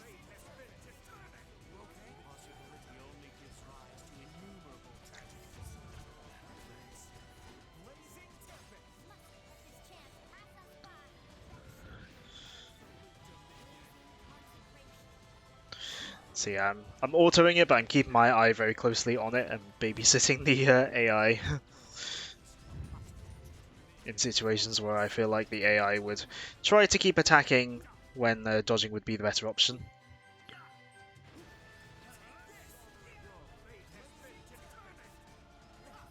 No, don't. I want to show this off. starting to get a bit annoying. This happened a lot when I was doing my test runs with the auto battle on. Ugh.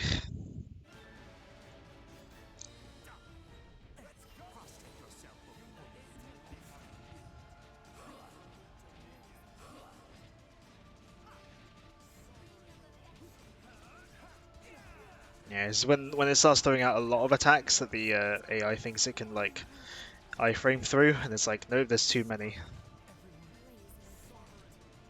Like that. Sorry I could not protect you, my friends. I'm wondering if 2 times speed, if I'm fast enough to still control it at 2 times speed.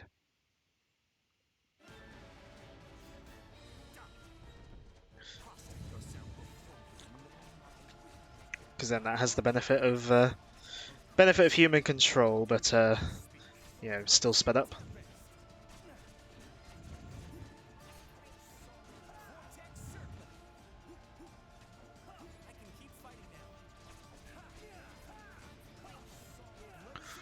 All right.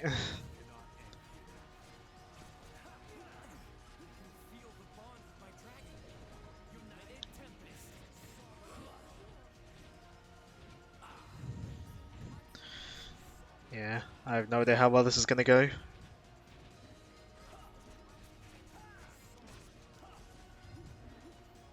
Yeah, maybe 1 times 2 speed, at least.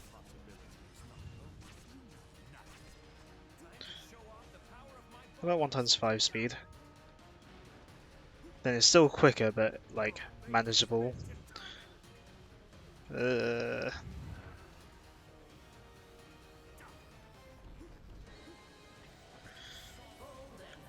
1.5 might be a good compromise, actually.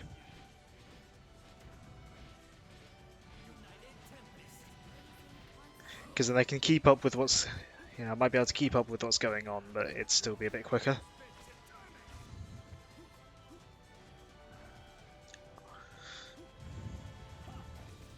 Right.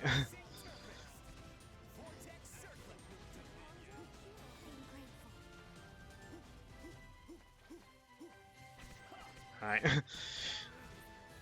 Get back between those gaps and start damaging me again.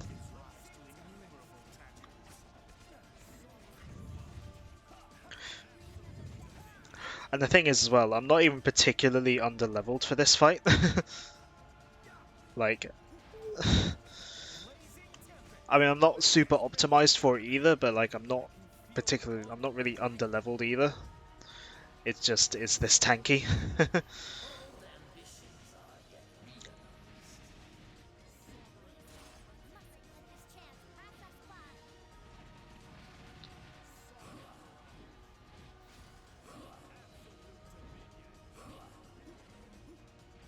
Ouch. Ouch, ouch, ouch.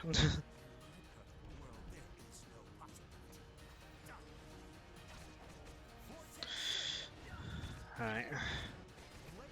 We're getting through phase 1.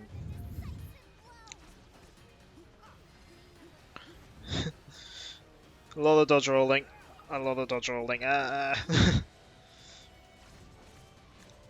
Only problem with higher speeds is dodge rolling is quite difficult at higher speeds.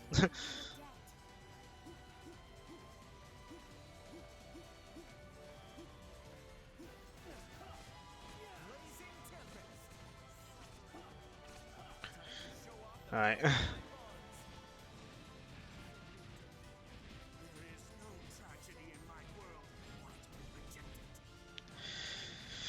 Alright, we're nearly at the end of phase 1.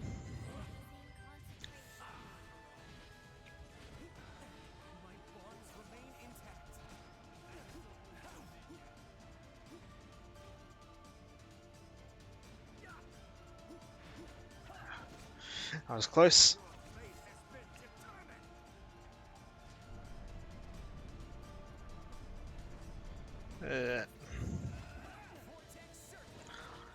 My thumb is already starting to hurt a bit.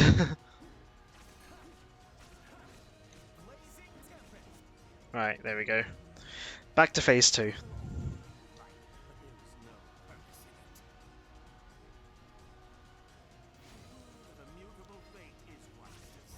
Right, if I set you to ×2.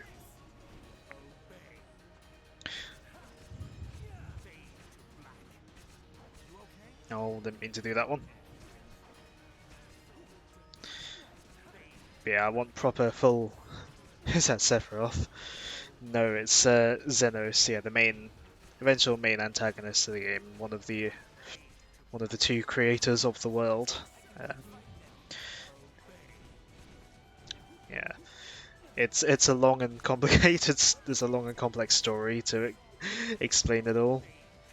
Something that would be best left to YouTube videos and like wiki entries and stuff like that.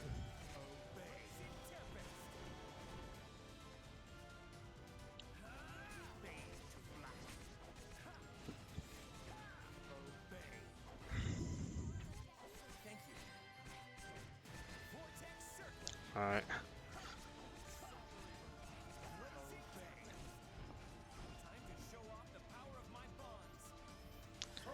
The Xenos have a blade. I don't know if he's fighting with any sort of sword. No, I don't think he does. He doesn't really need to though, given his like power level, so to speak.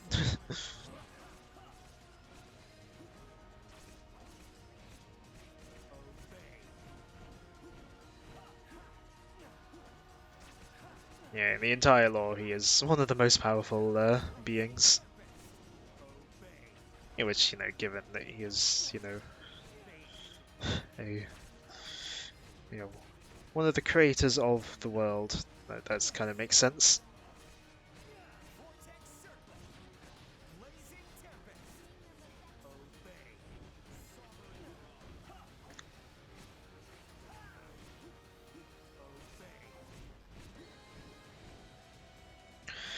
Alright.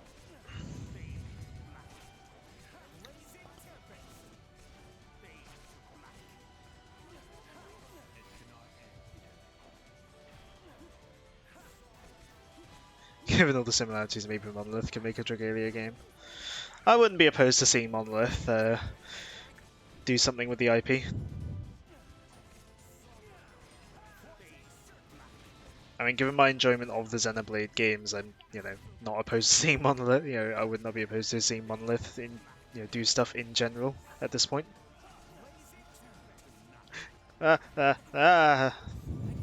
Nearly died there.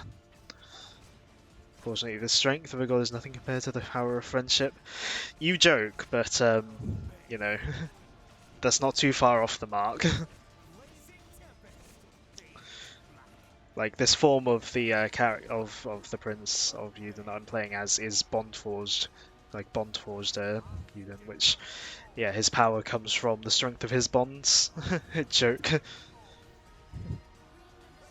You know what I mean though? Like that is basically how it is in this story.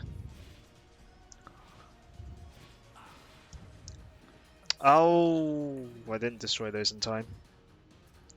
My powers were not enough. Right. It's getting to the point where if I keep losing, I'm not going to have time to show this off because it is about a half-hour fight with this team.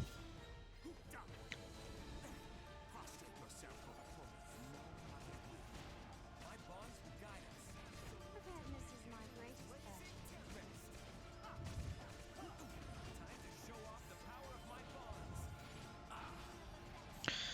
So I really need to focus on not dying.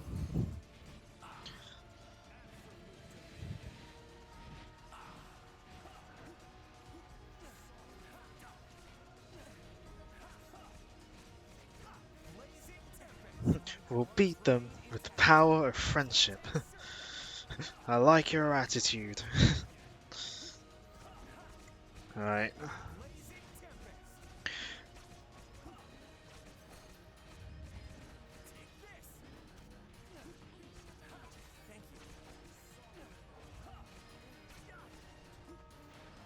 Alright. Avoid those. Iframe through those. Die to those.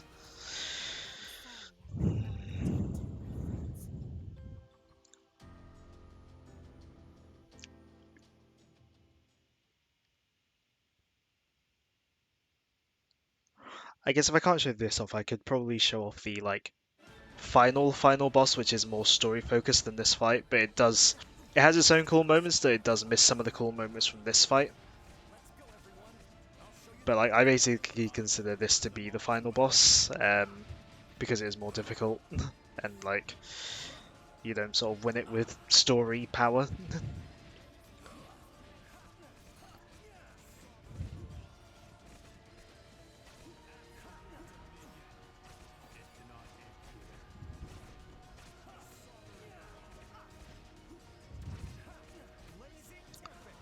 Yeah, I'll give this one more go. I'm hoping I can do it properly.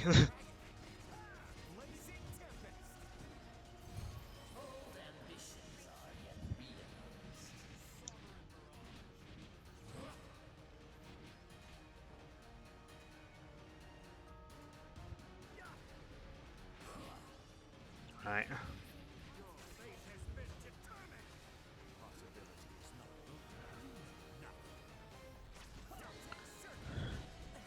The classic actual boss in phase 1 of develop and phase 2 trope. Yeah, although in this game's case it's like a separate like quest.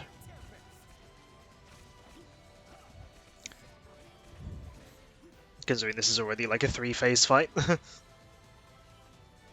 Because 10 o'clock it's out. Oh yeah, the Mario movie trailer. Well, unfortunately for Mario, for me this takes precedent. Watch it after stream. Yeah.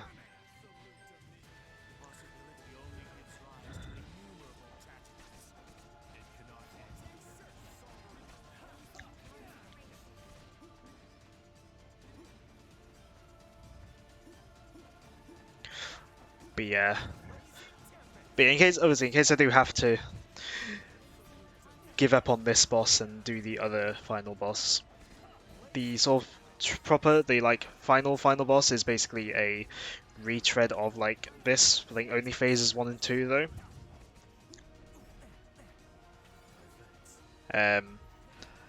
Basically yeah, like a retread of it with extra story stuff.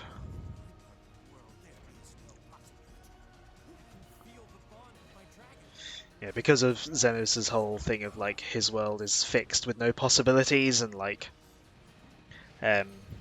he basically that part of his power essentially basically in effect it's basically just he can rewind time, and like the outcome is fixed.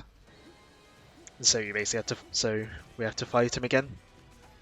But yeah, like I think phase 3 is stripped out of that refight though, if I remember correctly.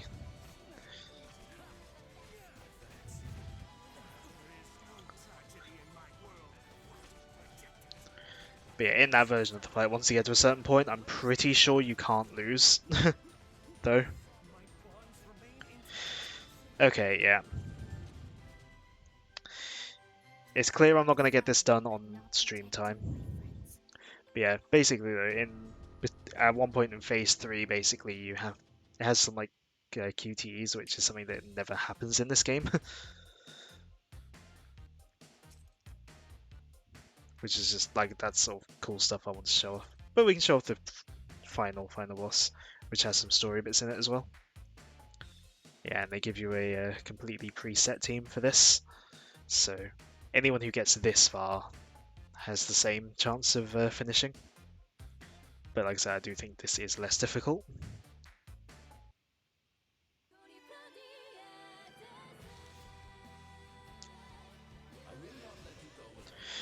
But yeah, there's some dialogue throughout this as well. But yeah, basically, yeah, after defeating Xenos in that boss fight, yeah, they sort of they realise that he hasn't been fully defeated, and yeah, long story short, Yuden is basically part of Xenos' heart that he sort of cast away, as seeing it as an unnecessary part of himself, and so Yuden's the only one who can go after him, so he has to go fight him alone.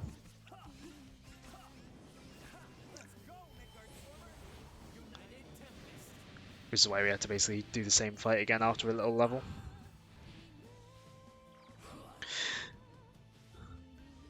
But yeah, I'm not particularly concerned about spoilers, given this is the last day the game can be played. I met you at the start of my journey, too.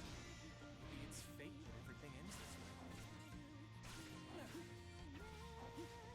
this way. Interesting.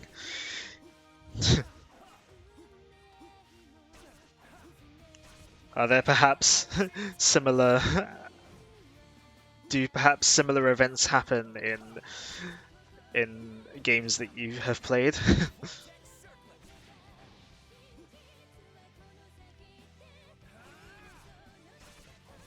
But yeah, I mean, I'm like summarizing and generalizing a lot, just because like, you know, there's a lot of story to go through to get to this point. I can't hope to sum it up on my own, really. Just think it's an interesting twist, that's all. Sure. That's why you go, hmm. Fate is just a thing we create for ourselves. It's our actions that shape the world. Oh, missed.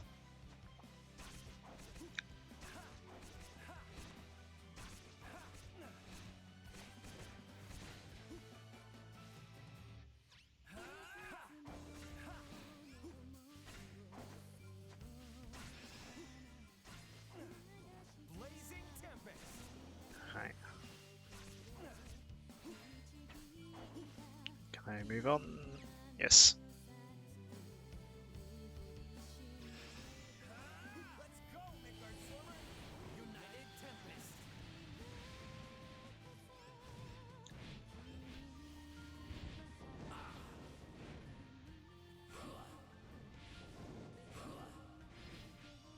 Alright. Given the parallel universes thing, maybe this is a Xenoblade game in disguise.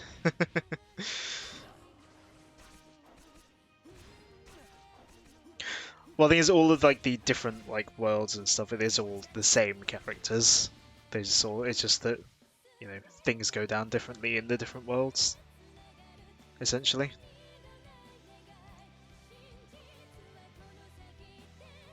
I'm going to end everything with the power of the heart. So yeah, we basically start the same sort of a similar fight again, basically. But we're on our own instead of having a team. Attacks aren't working. But yeah. But yeah, as you can see, our attacks are doing very little to him. Blazing Tempest. Ah, Ends here. Take this.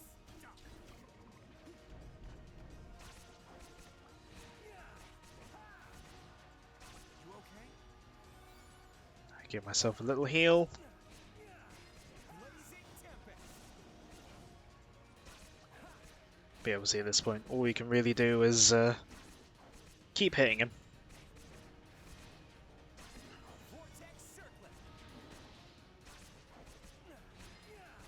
Can't remember how long this has to go on before it continues on. Blazing Tempest.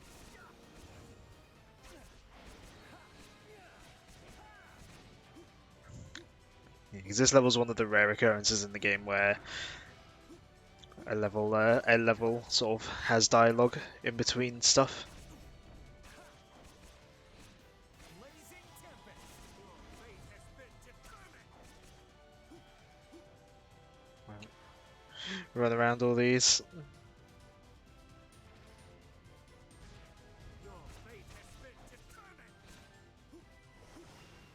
Let's go, Midgard Swimmer. United Tempest.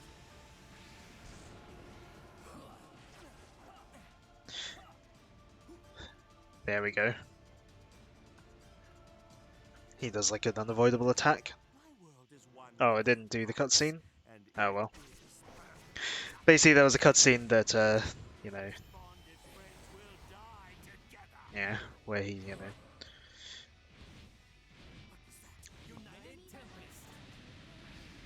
But yeah, by this point though, yeah, nothing he can do can hurt you, I believe. But yeah, he basically just unlocks all of his power, essentially. I didn't realise the cutscenes wouldn't happen. But yeah, at this point, nothing hurts you. Everything does 0 damage. So yeah, that's why I say the other version of the final boss I was trying to do. To me, that's properly the final boss. By this point, this is basically an interactive cutscene.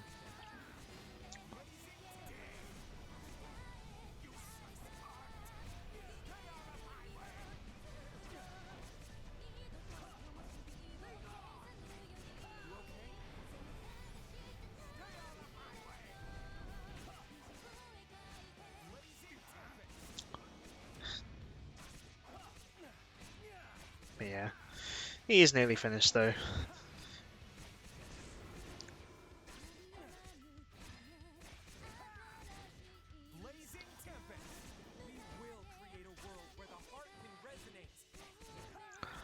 Yeah. Trying to remember if you have to do anything particular to end it.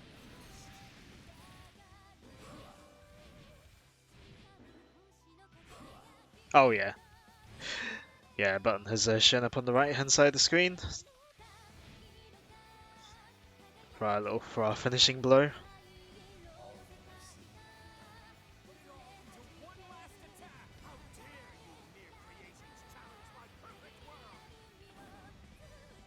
Of course I screenshotted that when it happened the first time.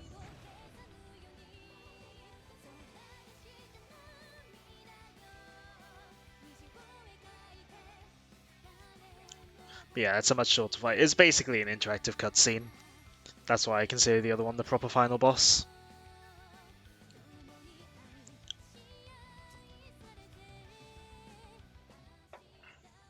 So, yeah, that's well, kind of the final boss. I wanted to show off the proper one, but yeah, it's a very long and tough fight. We'd have been here all night, I think, if I tried to do that. Because yeah, a successful run is about half an hour long. Yeah.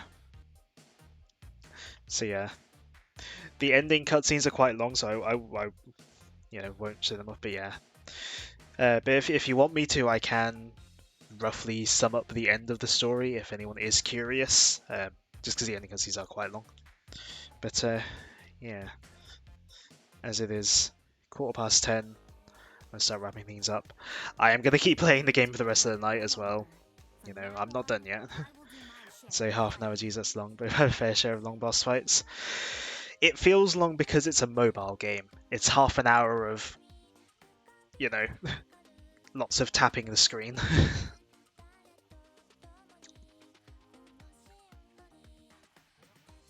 But yeah, if anyone is curious how the story ends, I can quickly summarize it. Rip your thumb, yeah. My thumb was quite sore when I beat it the other day.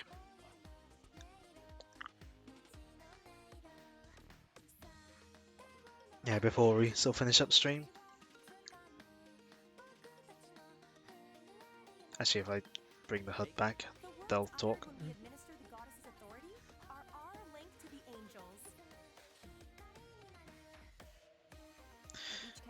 Yeah, here goes, it's here. So yeah. Actually, let's not have the dialogue. So yeah, we defeat Xenos in that boss fight. I want to see if there are any more similarities. So yeah, basically, yeah, we defeat Xenos. And if you remember right, I said yeah, Yuden is basically part of Xenos' heart that he cast away. Because there's a long story of Yuden's not actually the seventh prince of the seventh son of his father, and he's not actually human either. long story short, he eventually turns out he's the heart. He's part of Xenos' heart. So yeah, he finally does defeat him for good. Like properly, he doesn't like see himself away elsewhere or anything. Properly defeated for good, but because Xenos, is fading away, has been defeated and is going away, it basically means so is the prince, so is Yuden. But before he completely disappears, so obviously Midgard Soma, his dragon, is obviously not, is he's sort of basically not happy. He's a bit sad that it's going to happen. But yeah, with the only way Yuden can remain is if Xenos remains. But he before he does essentially fade out of existence, because he basically is part of him, he has the same world creating powers, so he basically creates a new world, reboots the whole thing. Because basically at the beginning of chapter 26, Xenos has started creating his own perfect world. So yeah, Yuden basically undoes all that, creates a new world. But yeah, because of that, he can't exist in the same current form. So yeah, then we get like a little epilogue in this new world where basically there isn't anything wrong. He's made a perfect world, but he's not there. No one remembers him. Hey Han, you're here for pretty much for the end and big end game spoilers for the Dragalia Lost, this mobile game. Hope you've been having a good day though. But yeah, no one really remembers him apart from Midgard Soma, the dragon, and Zethia. She feels like something is missing, like and then during like something that like she and the rest of the royal siblings are doing, she bumps into someone who she bumps into a certain to a familiar to us looking blonde-haired fellow who happens to share the same name. So he's basically been reincarnated as like a normal guy. So basically, yeah, he has ended all sort of the troubles in the world and like finally created like a world of the sort of world of peace that he's been fighting for this whole time. But in a cruel twist of fate, he's not. Everyone has lost him and doesn't even remember him. So, so it's kind of a bittersweet ending in that he doesn't get to live out in this world that he's managed to create for everyone. I'm not, that's a very summarized way of it, and just sort of like just through memory, like off the top of my head memory of watching the ending the other day. But yeah. So yeah, in the end, it is a good ending. They get their they do get a happy ending, but it is a bit bittersweet in a meta sense that the character that we've been seeing grow throughout this whole adventure is technically no longer there. But I think it was a satisfying ending though. Like, I'm glad I managed to see it through to the end. So yeah. So yeah, just before we finish up, I'll go to the chatting screen. I need to lock my phone screen so I don't hear all the music. So yeah, that was a quickly, kind of rushed-ish feeling, but a little tour of. It was quite an emotional ending. Like I didn't cry or anything, but like it was like, I mean, it was good to see everything wrap up. Like I think it was a satisfying ending. A little bit rushed to get to the end, but they had to rush to get it done before the game ended. But yeah, I hope that was enjoyable and not just me ranting the whole stream. But yeah, just a little sort of whistle-stop tour of the game, a few of the boss fights, a few of the characters, and a quick summary recap of the how the game ends. Because yeah, like I said, spoilers is not really going to be much of a problem when no one can play the game. in a few hours' time. So one thing I'm actually going to do tonight, someone has made a tool to like to sort of essentially extract your save data from Nintendo servers and like download all the game assets as well. So yeah, I'm gonna do that after the stream. I'm gonna keep playing the game after the stream, but as well for the rest of the night. But yeah, I'm gonna extract my save data, even if I can't do anything with it. I just want to have it, because there's a faint hope that someone might be able to put up a fan server to keep the game running, or even make some sort of modded version of the game to like not need the internet and just play the offline content. But I kind of doubt it as well. And because if such a thing happens, knowing Nintendo, they'll strike it down. Unlike say Sonic Runners, which got shut down by Sega years ago, but fans managed to get it back up and running. But yeah, I do, really hope that Nintendo or Side Games can continue using this IP, because I really want to see more with these characters in this world, mainly the characters. I've been really invested in these characters over the last few years, seeing their stories, seeing them grow as characters through the main story and all their side stories and stuff. I'm gonna miss it. I'm genuinely, I know in the last few months I kind of fell off playing just because of that whole, oh, what's the point kind of thing, it's gonna be gone in a few months kind of thing. But for a good few years, it was part of my daily routine. I was, played it every day, saw a lot, experienced a lot of the content. I'm gonna miss it. The main thing is I'm gonna miss the characters. I really latched onto the characters, like the main cast and all the extended cast, because of Gacha. But particularly the main cast, I did really latch onto the main cast. Like if they were an RPG, like a standard RPG party, I'd really enjoy them. Oh, I still really enjoy them, but you know what I mean. Like if they were like a standard RPG party, I'd be like, oh yeah, that's probably like one of my favorite RPG parties. Yeah, I hope one of the companies involved can use the IP again. Like I would hate to see it just sort of scrubbed off the face of the earth after the game shuts down. What I would love to see is like a full-on retelling of the story in like a proper action RPG on the Switch or something, but I doubt that will happen. Even some sort of spin-off would be cool to see on Switch, just something. I mean, I would have been happy with a Spirit in Smash Bros, but they didn't even get that, so they couldn't even get a PNG in Smash. But the game will live on in the memories of its fans, which in a way is kind of fitting to story events and stuff that happen in the game.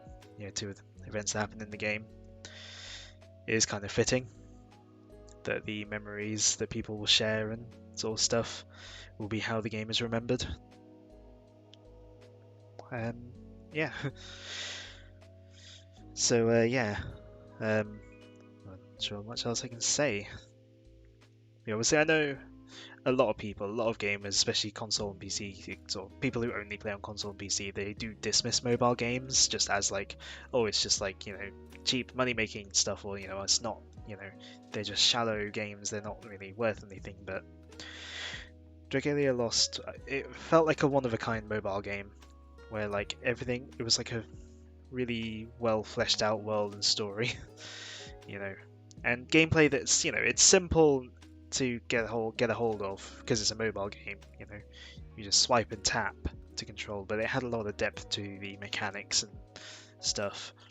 And the thing is, a lot of fans of the game, there is basically a consensus that there's no game that really plays like Dragalia Lost. It was a really uniquely playing game in terms of mobile games, so it's hard to even find something to play that's similar to it, which makes losing it sting harder.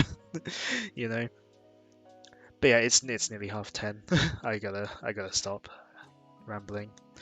partly so I can keep playing. But yeah, so yeah, that's it for.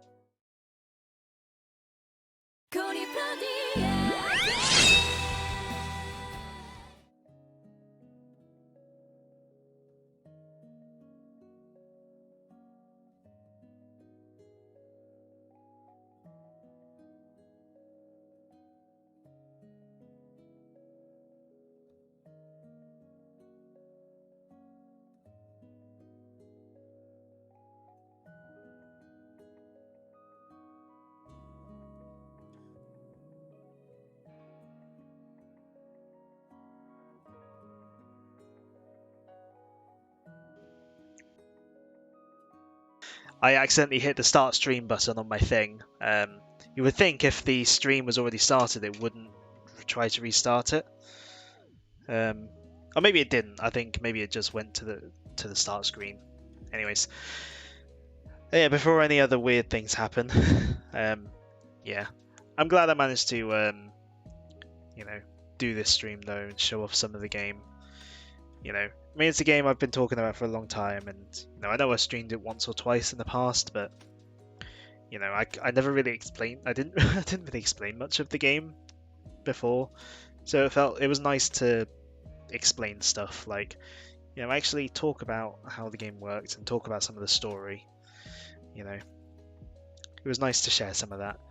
That's the main thing though. I wanted to share my experience. You know, share a little bit of my experience of the game with people who, you know, will have never experienced it before. Like, you know, because obviously I know none of, you know, none of people in our main group chat have played it. I don't really know anyone in real life that's played this game, just me. So yeah, it's been nice to share some stuff, share some cool bits. You know, share how sort of top and tail the story through, well, showing the intro and then just recapping the ending. But yeah. Anyways, I need to wrap up. So, as a reminder, hopefully this Sunday, assuming I'm able to stream, we are going back to Breath of the Wild. We are heading to the final Divine Beast and hopefully completing said Divine Beast and bringing a close to Season 2 of Breath of the Wild. And yeah, after that, yeah, we're gonna be taking a little break from Breath of the Wild. Yeah, 1 to 2 months, just so I can get some other stuff streamed that I want to stream. You know, I've got a Sonic game potentially lined up. I've got maybe some 1 or 2 like one-off things lined up. Just to take a quick break from Breath of the Wild, and then once Breath of the Wild comes back, I'll be like full on Breath of the Wild until we finish it. Expecting an announcement for the next game Sunday. Yeah, I mean, I've already mentioned. I'll make a decision by Sunday of what comes first in the Breath of the Wild break. Anyways, I'm gonna snooze the ad. So yeah, that'll be it for today. So yeah, to end the stream though, I just want to share the sort of ending song and like the sort of first part of the end credits of the game. Yeah, just with the sort of final song and a little bit of the end credits. I just thought it would be a nice way to end the stream. So I do hope you will stay and listen, because I think it's a nice little song, a nice ending theme, and yeah. So yeah, I'll hopefully see you guys next here on Sunday, for Breath of the Wild, hopefully. But yeah, like I said, I do hope you will stay and listen. But yeah, that'll be it from me for tonight.